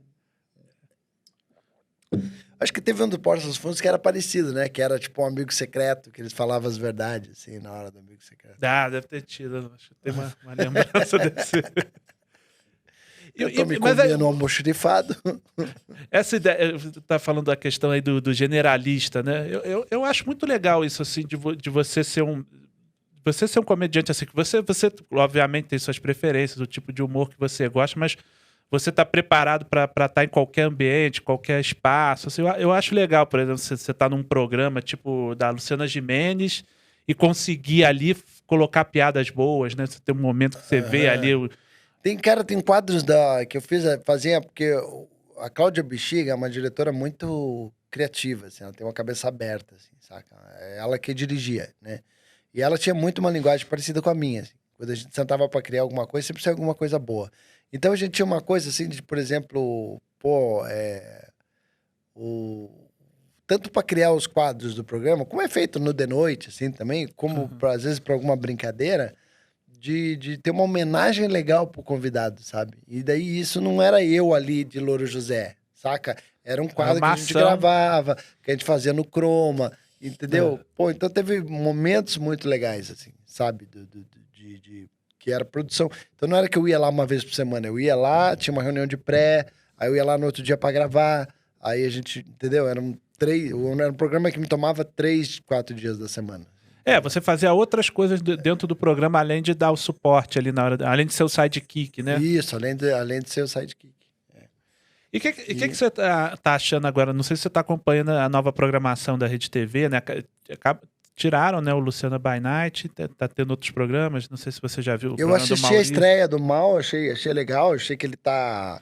Achei assim que o Maurício é um cara muito inquieto, assim, né? Muito de realizar coisas, assim, criativo e faz as coisas e tal. E ele puxou bem pro lado dele, né? Que ele já fazia aquele achismos, o webbullying e tal. Então tá nessa linha. Achei que ele gerenciou bem com o que ele tinha, entendeu?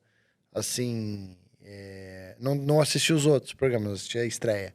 E vi que ele trabalhou bem, né? Porque só tem ali praticamente o Chroma, tal, Rede TV. Ele tá trabalhando bem com um pouco. Entendeu? Com o que tem, né? Porque bem com aquela linguagem do YouTube também que ele trouxe, né? Das redes sociais, né? Eu acho que é isso. Acho que isso é bacana. Sei lá, se você fazer uma comparação do programa dele com o que era o Saturday Night Live, né? Que era uma mega produção para ter o mesmo resultado. Né? De Ibope. O Saturday você achou que foi meio... O que você achou dessa ideia? Assim, acho que foi meio uma coisa assim que foi com muita sede ao pote ali naquela época, né? Talvez a própria Rede TV, né? quem sabe, cara, tipo, vamos fazer o Saturday Night Live e tal. Pô, quem sabe, por que a gente não faz uma coisa mais barata, sem royalties, igual? Parece que o royalty não era caro, sabia, do Saturday? Sério? Acho que eram uns $2.000. Talvez não seja isso, Banguela que sabe bem, mas... Sério? Mas eu lembro que foi um valor que até me surpreendi. Mas só de cenário deve ter sido absurdo. Não, o direito autoral, né? Eu achei barato, assim, do que eu vi, assim, mas... Eu não entendo muito dessa área, assim. Mas eu até falando com o Rafinha, ele falou uma coisa que é verdade. Ele falou assim, cara, o que você faz na televisão morre. O que você faz na internet eterniza. Né? Então, por que o Porta dos Fundos era um sucesso na mesma época do Saturday Night Live? Entendeu? Porque a gente assiste coisas do Porta dos Fundos hoje na internet lá do comecinho. Tem acesso. Continua o vídeo. Teve um quadro que a Ana, minha mulher, participou no Porta dos Fundos. Você mostrou outro dia. Saca? Tipo, eu tava vendo esses dias, né? E depois eu falei, caramba, isso foi lá no comecinho. E os do Saturday Night Live, você lembra os que você viu, né? De cabeça e tal, mas você não é que você vai lá na internet, entendeu? Eu nem sei se estão na internet. Não, tá. O da Rede TV não, né? Mas o da Rede TV, por exemplo, tá na internet, eu nem sabia. Acho que tem um canal, o Saturday Night Live. Eu acho que tem informalmente. Isso não quer dizer que não tinham quadros bons, entendeu? Eu só digo que era muito uma bala de canhão pra matar uma formiguinha. Tipo, era muita produção, né? Pra fazer. Eu acho que foi a expectativa foi o seguinte, porque foi quando o Pânico saiu da Rede TV, e aí eles queriam colocar uma outra coisa forte para concorrer com o Pânico. Só que aí o público migrou todo, né, junto com o Pânico, né? Não criou essa divisão, né? Mas eu acho que e aí depois eles acertaram com uma coisa muito mais simples, que é o Encrenca, né? Que é o Encrenca, exato. E por que o Encrenca dá certo, cara? Porque ele é popular. Porque ele é despretensioso. Porque ninguém falou ali, nós vamos ser engraçado. Ninguém falou, vocês vão rir demais com a gente. Nós só somos 4 caras malucos da rádio, que já temos um programa, que já tem audiência e tal. Tipo um Diguinho Coruja, né? Que já tinha uma audiência quando o Danilo pegou, ele já tinha um público dele, né? O Danilo só somou, né, com o Coruja, eu acho. Então isso, assim, que eu acho que eu encrenquei. E porque eles mostram coisas que a gente gosta de ver, que é a internet, o WhatsApp. São só caras vendo... Eles são curadores uma curadoria de WhatsApp, de vídeo engraçado. Então, que é o vídeo cacetado estendido ali, né? E aí eles comentam, eles são irreverentes, eles têm uma química legal entre eles, porque eles já existiam, né? E eles são os caras, gente boa pra caramba. Você chegou a conviver lá com ele? Muito. Os caras são muito legais, todos. Mas a fritada teve também a época do Multishow, né? Você sempre fala da fritada do Multishow que tinha aquelas restrições, né? Que não podia falar palavrão, coisa e tal. Tinha uma produção que eu jamais conseguiria fazer hoje, uma produção caríssima. Uma produção caríssima. O que era a mais, assim? Mas que eu olhando hoje... cara, era cenário, era uma luz mais televisiva, era... Entendi. Cachê mais alto pra todo mundo. Mas não era também lá... Não era um roteirista, né? Tinha mais... tinha mais roteirista, tinha mais gente na produção, tinha um caminhão lá fora do teatro com todo o equipamento, até com a ilha de corte, assim. Cara, era uma coisa muito absurda, assim, saca? Em termos de produção. Em termos de resultado, eu gosto do resultado que a gente tá fazendo hoje no Comedy Sampa, por exemplo, ali, com um telão de LED no fundo, entendeu? Onde eu consigo envolver os patrocinadores no programa e eu consigo realizar graças a eles, entendeu? Então isso é uma coisa que eu acho mais real, o teatro. E acho mais verdadeiro e tem mais liberdade das piadas, né? Também. Mas eu não achava tão assim... vocês... Mas tinha, cara. Tinha muita restrição, mas... Não podia falar buceta. Não podia palavrão. Mas o resultado final eu achava que continuava naquele clima de ser pesado. Era bom. Eu lembro da Ingrid Guimarães falar... Ela falou, ela não entendeu, né? Aí a Cris ficou conversando com ela, ficou debatendo com ela. Mas acho que é porque ela não entendeu. Eu acho que ela se deparou com a fritada sem ter visto um roast antes. Acho que foi a primeira experiência da fritada, ela vê a Rita Cadillac, né? Que ela não gostou. Não lembro qual foi, mas foi alguma coisa assim. Foi do formato, né? Que ela achou que, pessoas ofendendo a outra, né? Que é a ideia mesmo. Mas por que você acha que tem tanto essa diferença? Aqui é tão difícil das pessoas aderirem ao fritada, né? Porque lá vão os caras, né? Os caras top, né? Foi o Trump, foi presidente a fritada. Porque é uma questão de cultura, cultural, né? É uma questão de cultural, cara. O stand-up, a comédia, isso tudo é cultural nos Estados Unidos. No Brasil, não. A gente ainda é novidade, entendeu? A gente, tipo, não se levar a sério é novidade. É tudo novo, né? No Brasil é tudo... a gente tá... Mas eu acho que a gente tá num caminho... Eu acho que quando tiver um primeiro cara top que topar uma que nem o Justin Bieber, que pediu pra ser fritado, entendeu? Tipo, lá é anual, né? Parece, né? No Comedy Central, acho que é um evento anual, né? Eles fazem um puto evento, né? Um big evento pra ter a fritada. Teve a do Bruce Willis, acho que foi a última que teve, que eu vi foi do Bruce Willis. Eu não sei exatamente qual é a frequência que eles usam a fritada, mas eles fazem disso um grande evento. Exatamente. Que nem o Danilo uma vez foi cobrir, né, pelo Agora é Tarde, ou pelo... Acho que foi pelo Agora é Tarde, ele foi cobrir a do Charlie Sheen, né? Aí tinha imprensa do mundo inteiro. Coletiva de imprensa. Desculpa aí, bati aqui. Não. Tudo isso. Eu tenho mania de ficar batendo. Ficar quieto aqui, tomar um Rivotril. Mas aí foi... era um evento... A do Charlie Sheen foi a primeira, assim, que eu vi inteira de gringo, assim. Exato. Tem também o... E qual que foi o fritado, assim, que você achou que foi o melhor, assim? De resposta. O do Neto, eu acho muito bom. O Neto de resposta do fritado, do Ale Oliveira. Ale Oliveira respondeu muito bem, Diguinho Coruja respondeu muito bem. Caruso a Tami também. Miranda, na época do Multishow, respondeu bem.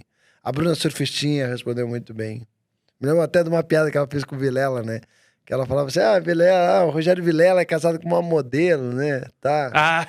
Ela falava assim, modelo, eu também usei muito esse nome. Mas ela seguiu o roteiro direitinho, né? Seguiu. O Mr. Catra também, cara, seguiu o roteiro direitinho. O Catra. Legal. Mas a que você gostou mais foi qual? Você falou do Neto, né? Do Neto eu lembro que foi bem escrachador. Já foi no teatro, né? Ele é uma... Tem bastante view, né? Mas eu gosto até do Mamãe Falei, que você participou, acho muito boa. Porque foi a primeira vez. Foi a primeira vez que um deputado topou, né, cara? Então, você vê, é isso que eu tô dizendo, a gente tá num caminho, né? O próximo vai ser com o Dória. Dória podia topar, né? Porra, se Dória topasse, ia ser sensacional. Que tem que ir mostrando assim, né, pros caras isso, né? Que o Trump participou, né, pra mexer com a vaidade dos caras. Mas o Dória seria o que menos iria topar, porque se ele não topa, se ele não dá, ele não curte nem que façam piada com ele. Nem a piada normal. Assim. Processa até a piada normal, imagina uma piada fritada. Mas qual que seriam os seus convidados dos sonhos? Tem tantos, cara. Tantos. Desde Gretchen. Gretchen já tá mais na categoria. Agora ela deu um upgrade. Mas eu gosto da Gretchen, que ela faz parte, assim. Mas tem que ter esses, assim, que tem um histórico, sabe? Ronaldinho Gaúcho, Ronaldo Fenômeno, seria legal. O MC Biel, seria legal. Tem vários, cara, vários. A Gretchen... Carol Conká seria bom. Carol Conká seria legal. Seria uma forma dela até limpar a imagem dela, né? Seria legal. É que agora ela já tá na asa da lacração. Como é que chama? O documentário da Globo. Então a própria Globo já pegou. Já meio que deu uma passada de pano nela. A própria Globo já blindou. Mas aí ela pode ir estendendo isso, né? Mas a Gretchen, você estava falando, a Gretchen dos convidados. É engraçado que todos os programas que eu trabalhei como roteirista, a Gretchen acho que foi de convidada. Ela foi. O De Noite, o Legendário, acho que tudo, todos os programas a Gretchen aparece, cara. Impressionante. Como entretenimento no Brasil, a gente não tem tantos nomes, né? O Nego Di falou que topa, cara. Eu tô esperando. O Nego Di é legal. Assim. E a Gretchen tem eu tô com os projetos aí, mas vamos fazer. É as gurias. O Nego Di, você já conhecia ele antes? Você conhece muita galera do Sul, né? O Nego Di era bombadaço antes de fazer Big Brother. O Instagram dele era um merchan, cada história era um merchan, assim, cara. E ele fazia o negócio Desculpa. do testamento lá. O Ale Oliveira pegou dele, assim, porque ele fazia um negócio meio parecido, né? Ele fazia um negócio de dia sexta-feira. Dia da maldade. Dia da maldade. E o Ale Oliveira também fez, né? Mas não sei se foi conhecido. Não sei quem inventou que também isso. era um áudio, né? Não sei quem inventou isso, Dia da Maldade. Mas... acho que isso é uma coisa de WhatsApp mesmo. Né? Tipo meme, né? Aí o Nego Di estourou com isso, né? Exato. Fazia o Pretinho Básico também. Sim, que é um programa fortíssimo lá no Sul. E os Três do Sul, que é um projeto que você tem também. Como é que é esse projeto? Você reuniu um pessoal... Esse você está empresariando? Como é que você está... Eu tô... Provavelmente ele se torna um programa de rádio agora lá no Sul. A gente tá em negociação, né? E são 3 caras que eu gosto muito e a ideia é virar um show, né? Stand-up. Quem são? É o Rafael Aragão. Ah, sim, o Rafael, muito bom. De Curitiba, o Irineu Nicoletti, que é de Ilhota, ali de Santa Catarina, perto de Blumenau. E que inclusive abriu um comedy club agora que chama Porão, lá em Blumenau. Que vai ser mais um espaço aí pra gente trabalhar. Legal. E o menino que é um surfista ele tem uma oficina mecânica e é surfista na Praia do Rosa, lá no Santa Catarina, mas ele é gaúcho, que é o Gustavo Furlim. Esse não é do stand-up, mas eu vou inserir ele, entendeu? De alguma forma ele vai... Porque ele participou ali do Comedy Sampa na meia-noite, ele é super solto, assim, tipo... Ele faz personagem. Ele faz um gaúcho, assim, que é ele mesmo. Assim, né? Entendi. Ele fala, os guri. E você tá agora também na praça, né? Indo direto lá. Tô participando da praça, recebi um convite do Carlos Alberto pra participar e tô ficando, cara. Tipo assim, não sou um cara contratado do SBT, mas tô participando todas as quintas-feiras. E o meu quadro da Fake Live tá no Ratinho também, toda terça-feira.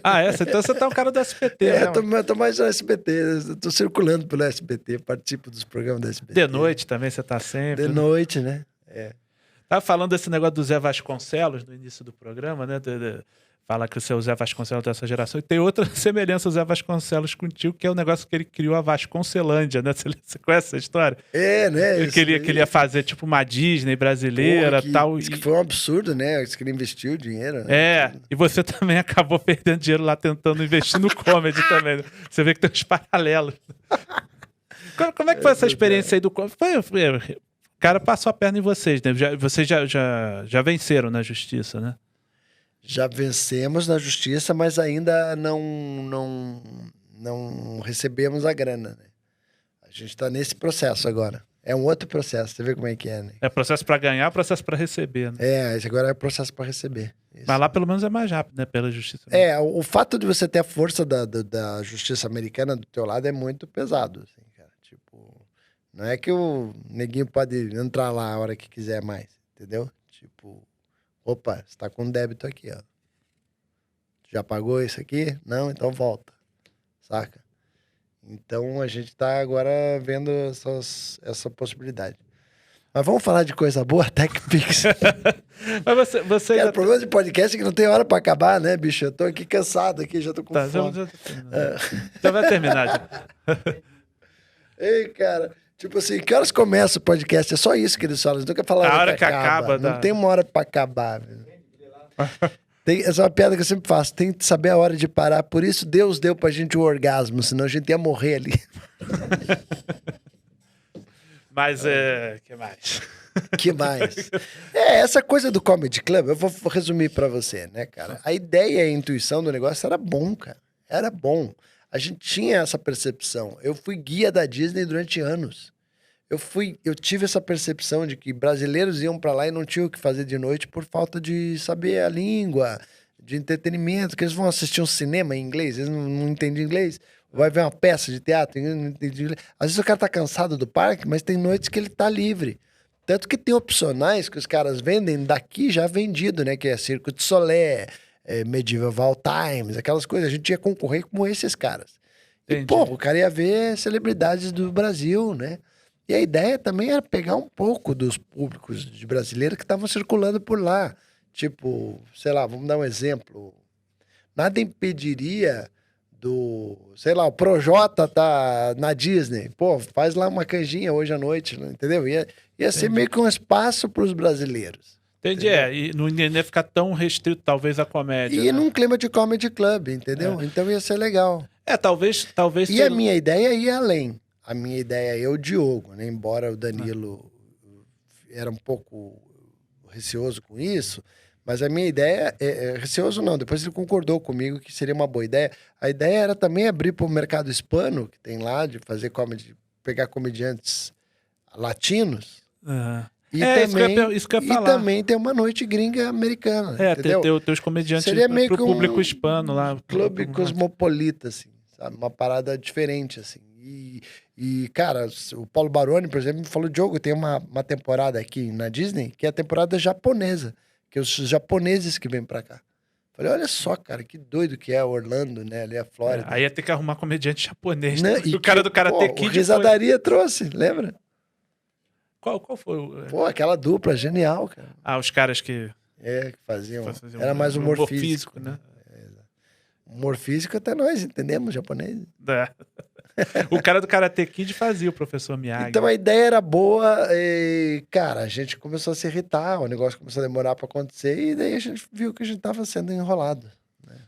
Mas você ainda tem vontade de fazer um comedy club? Eu tenho muita esquema vontade. mais tenho muita intimista? vontade. Ou aqui em São Paulo, ou em Curitiba, que é a minha cidade. Tenho muita vontade. Acho que Curitiba tá pra ter algum aí. Estão pra voltar. Eu acho que Curitiba é uma cena que funcionou bem, aceitou bem o stand-up. Acho que Curitiba é o segundo, né, lugar que mais funcionou, né? O Rio não pegou muito, né?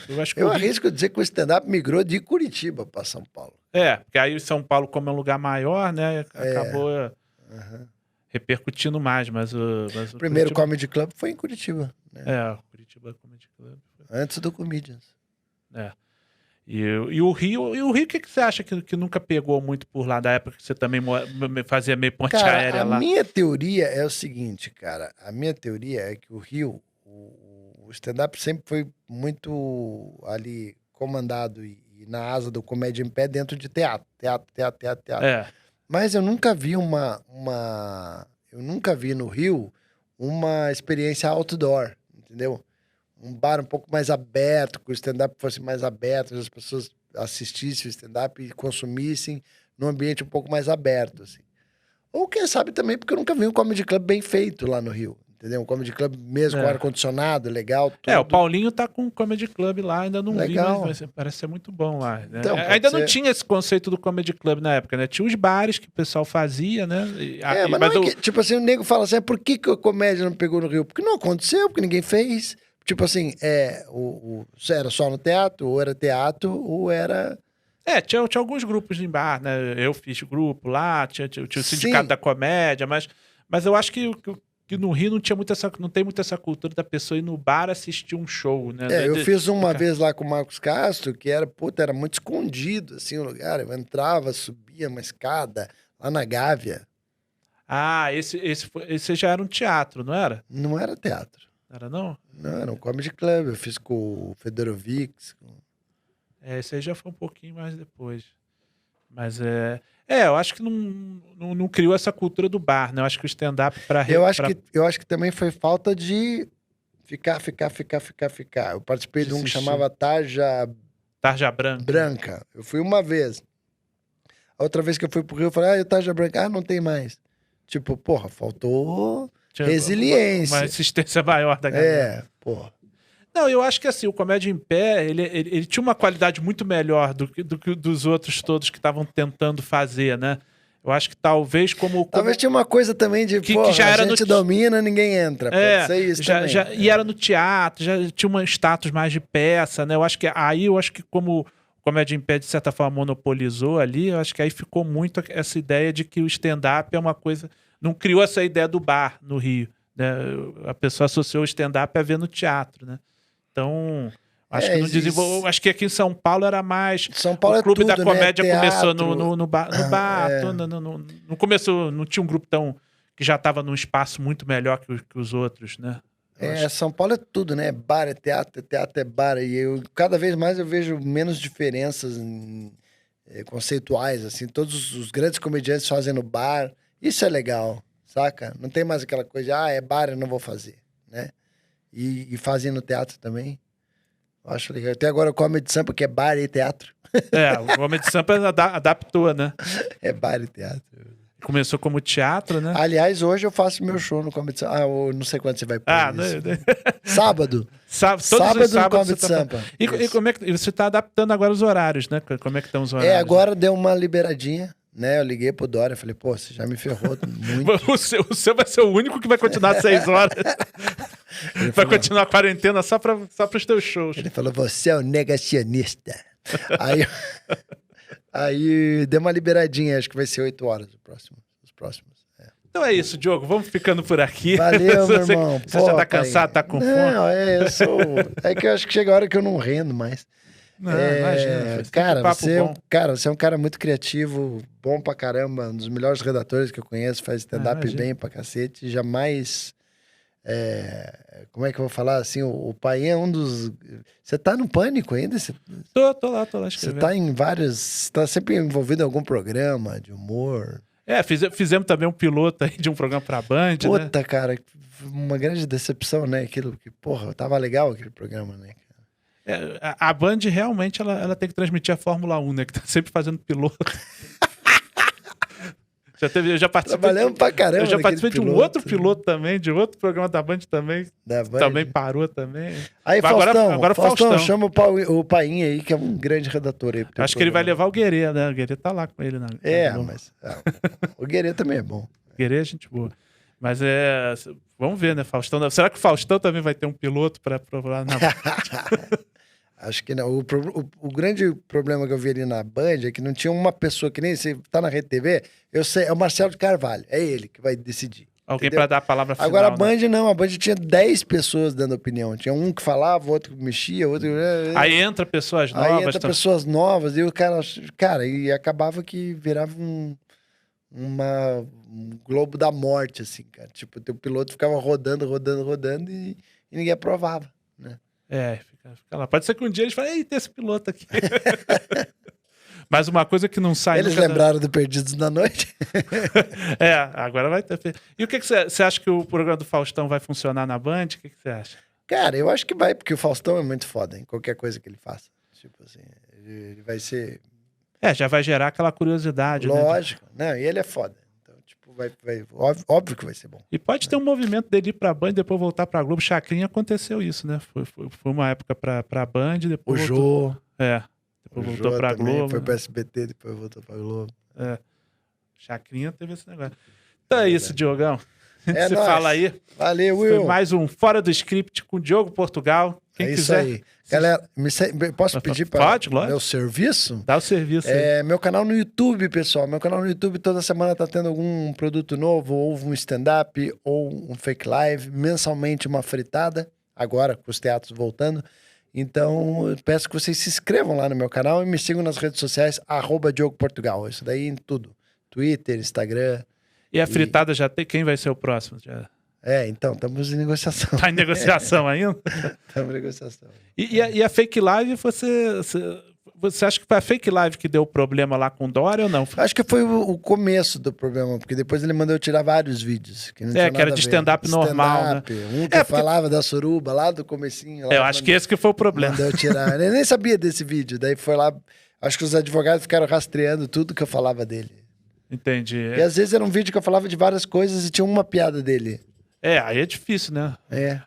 Porque a fake live eu achei que poderia ser... É legal eu falar sobre isso também numa forma de protesto, cara, porque, tipo, não é justo um político pegar e ficar mexendo nos teus textos de humor e mandar tirar, que nem o desembargador decidiu que eu tinha que tirar algumas piadas. Só que se eu tirasse, ia tirar a conotação, então eu precisei ocultar alguns vídeos. Então a minha prateleira de produtos diminuiu graças a esse processo. Quantos vídeos você teve que tirar? Uns 4, 5. Precisei tirar do ar. Isso é muito ruim pra gente que monetiza, entendeu? Que precisa do trabalho. E o que prova que você não pega tanto no pé do Dória, pra ter só 4, 5 vídeos. Exato. Não, se fosse do Bolsonaro, tava ferrado. Por exemplo, se fosse do Lula, tava ferrado. Entendeu? Então, ele tá sendo o grande...